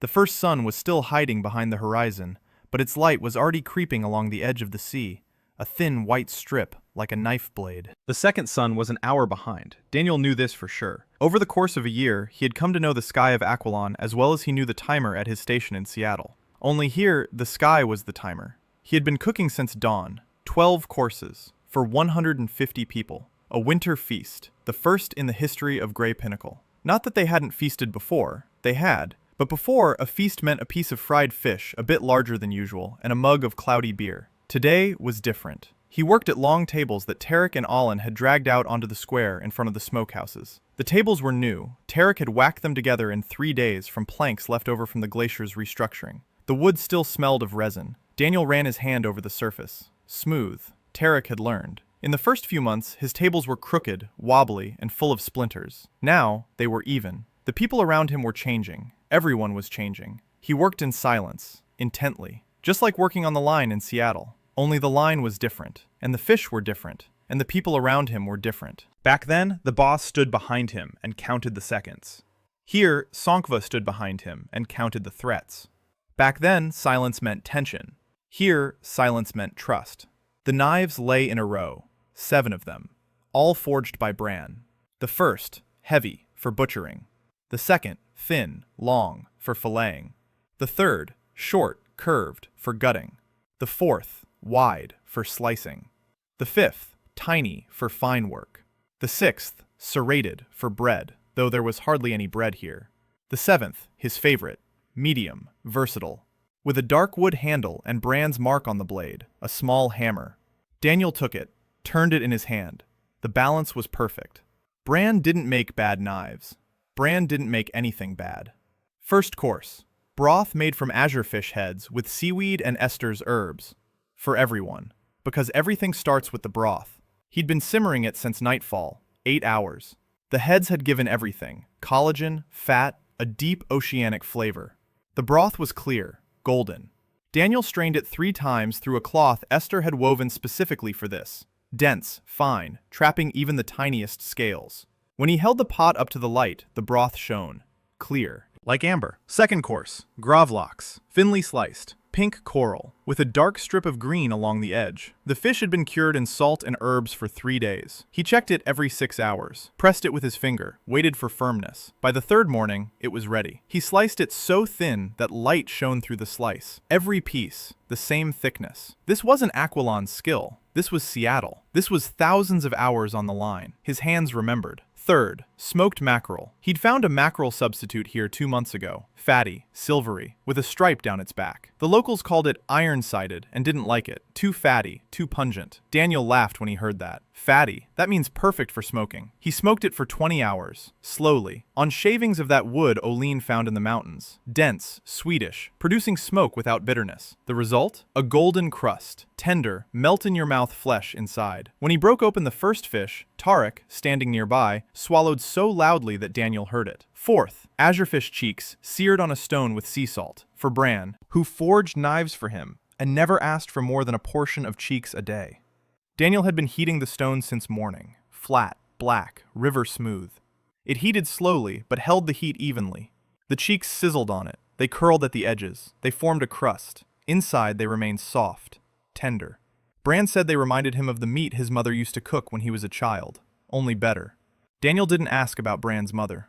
Bran didn't talk about it. That was their agreement, a silent one, like everything between them. Fifth, liver from the azure bird, blanched in boiling water and thinly sliced, with vinegar. For Hilda, who had hated offal her whole life, and who now ate liver every week and grumbled that there wasn't enough. The secret was in the boiling water. 3 seconds, no more. The boiling water killed the bitterness but left the texture. Then, ice-cold water.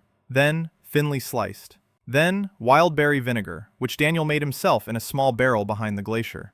Hilda tried the liver for the first time 4 months ago. She grimaced. She looked at Daniel suspiciously. She put it in her mouth. She chewed. She grimaced again, but differently this time. She took a second piece. A third. Ever since then, every Tuesday she stood by the smokehouse and waited. Sixth, Shell's stone lips in crab broth.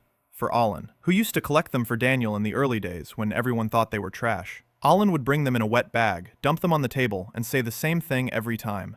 This junk again? But he brought them.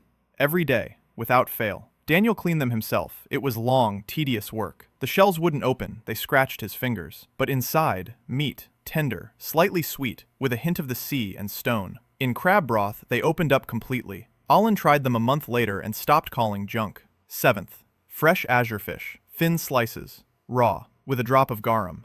For Jan, because that's how it all began, with a single slice on the old fisherman's tongue. Daniel picked the fish himself. In the morning, he went down to the pier in the dark when the first boats returned from the night's catch. He sorted through the catch, looking for one.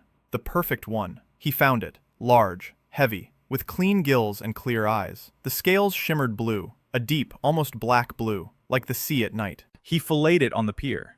The flesh, pink, firm, with thin white streaks of fat. He sliced it just before serving, the thinnest slices. Placed them on a dark stone, a drop of garum. One.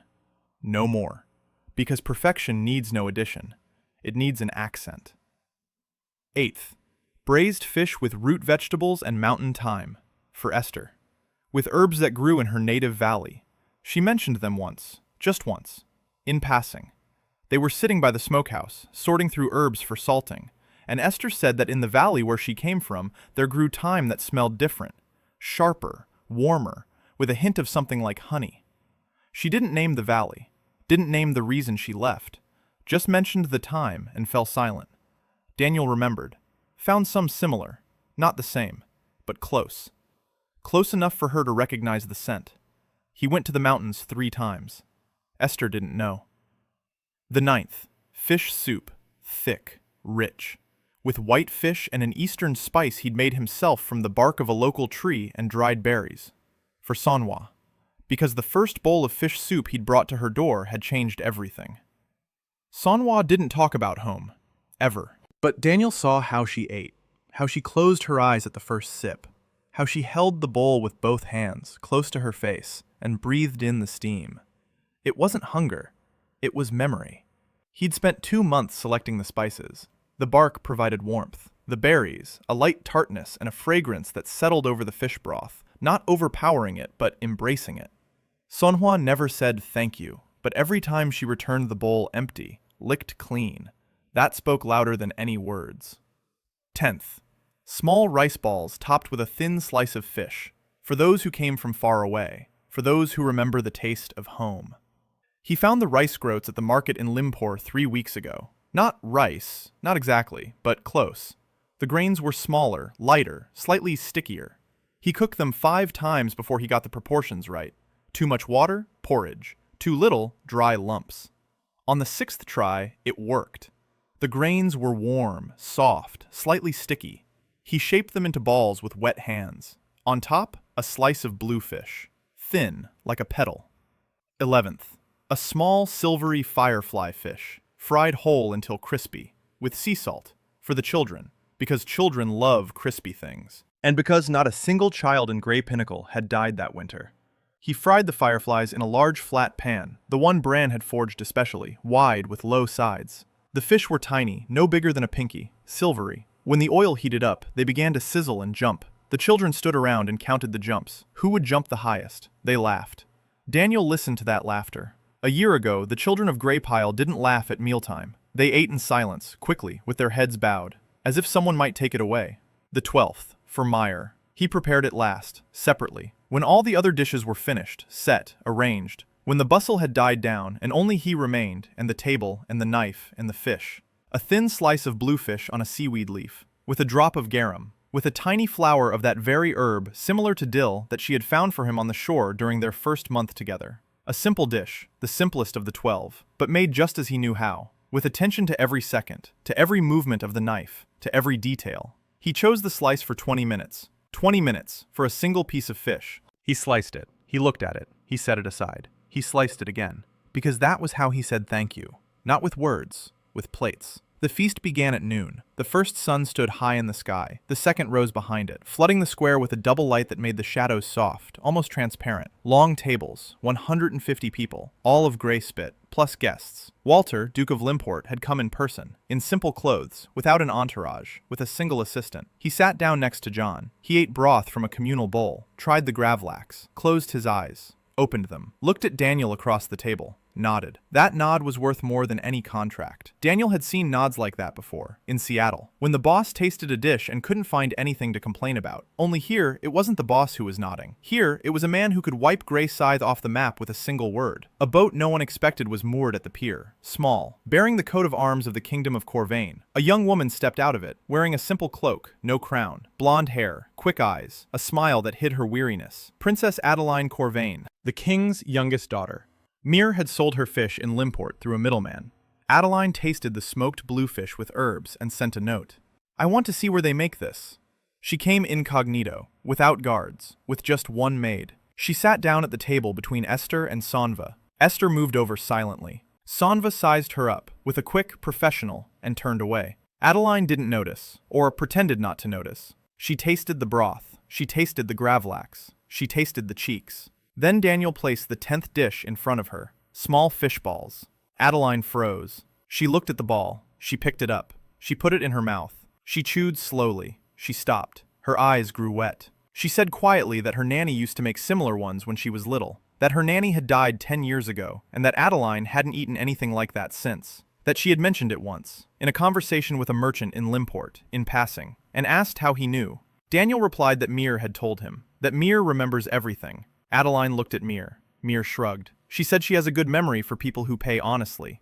Adeline laughed. For the first time that evening, a real laugh, without weariness. Sonva looked at her and softened slightly. Just a little, by a thousandth of a degree. Daniel noticed. No one else did. As sunset approached, Daniel walked over to Mir. She was sitting at the end of the table. The 12th dish stood before her, untouched. She was looking at it, at the thin slice of fish with a drop of garum and a tiny flower. Daniel sat down beside her. Mira didn't look up. She spoke softly. She said she knew it was for her, that she'd seen him prepare each dish for a specific person, that she could see how he looked at each of them as they tasted it, that she knew every plate was his way of saying what he didn't say out loud, and that this plate in front of her, the simplest one, the quietest one, she said that's exactly why she can't touch it, because if she eats it, something will change, and she's not sure she's ready for that. Daniel was silent, for a long time. Then he said, the fish won't wait, that it has a moment when it is perfect, and if she misses it, it won't come back. That this isn't about decisions, it's about timing. Mir looked up. For the first time in a year, he saw something in her eyes other than caution. Not hope, not pride. Something else. Something that made it hard for him to breathe. She took a slice, ate it, slowly, closed her eyes, opened them, said nothing, but placed her palm on the table next to his. Not on, next to. Close. Like peers that stand side by side, but with water between them. Daniel didn't move. They sat like that until the two suns sank below the horizon. The first one went quickly, red, heavy, diving into the sea. The second one lingered longer, coppery, stubborn, clinging to the edge of the sky. The shadows on the square lengthened, creeping across the tables, the plates, the people's faces. Someone lit the lanterns. The lights flickered, small, red, alive. Night. The feast was over. People were dispersing, satisfied, full, laughing. Someone was singing, out of tune, joyfully. Someone was carrying leftovers wrapped in cloth, not out of greed, but out of a desire to remember. Children slept in their father's arms. Hilda walked, holding on to the wall, and grumbled that she had overeaten, and that it was the cook's fault, and that next time she wouldn't touch the liver. No one believed her. She didn't believe herself. Daniel stood on the pier, alone. He looked out at the sea, dark, still. Two moons were reflected in the water, white and copper.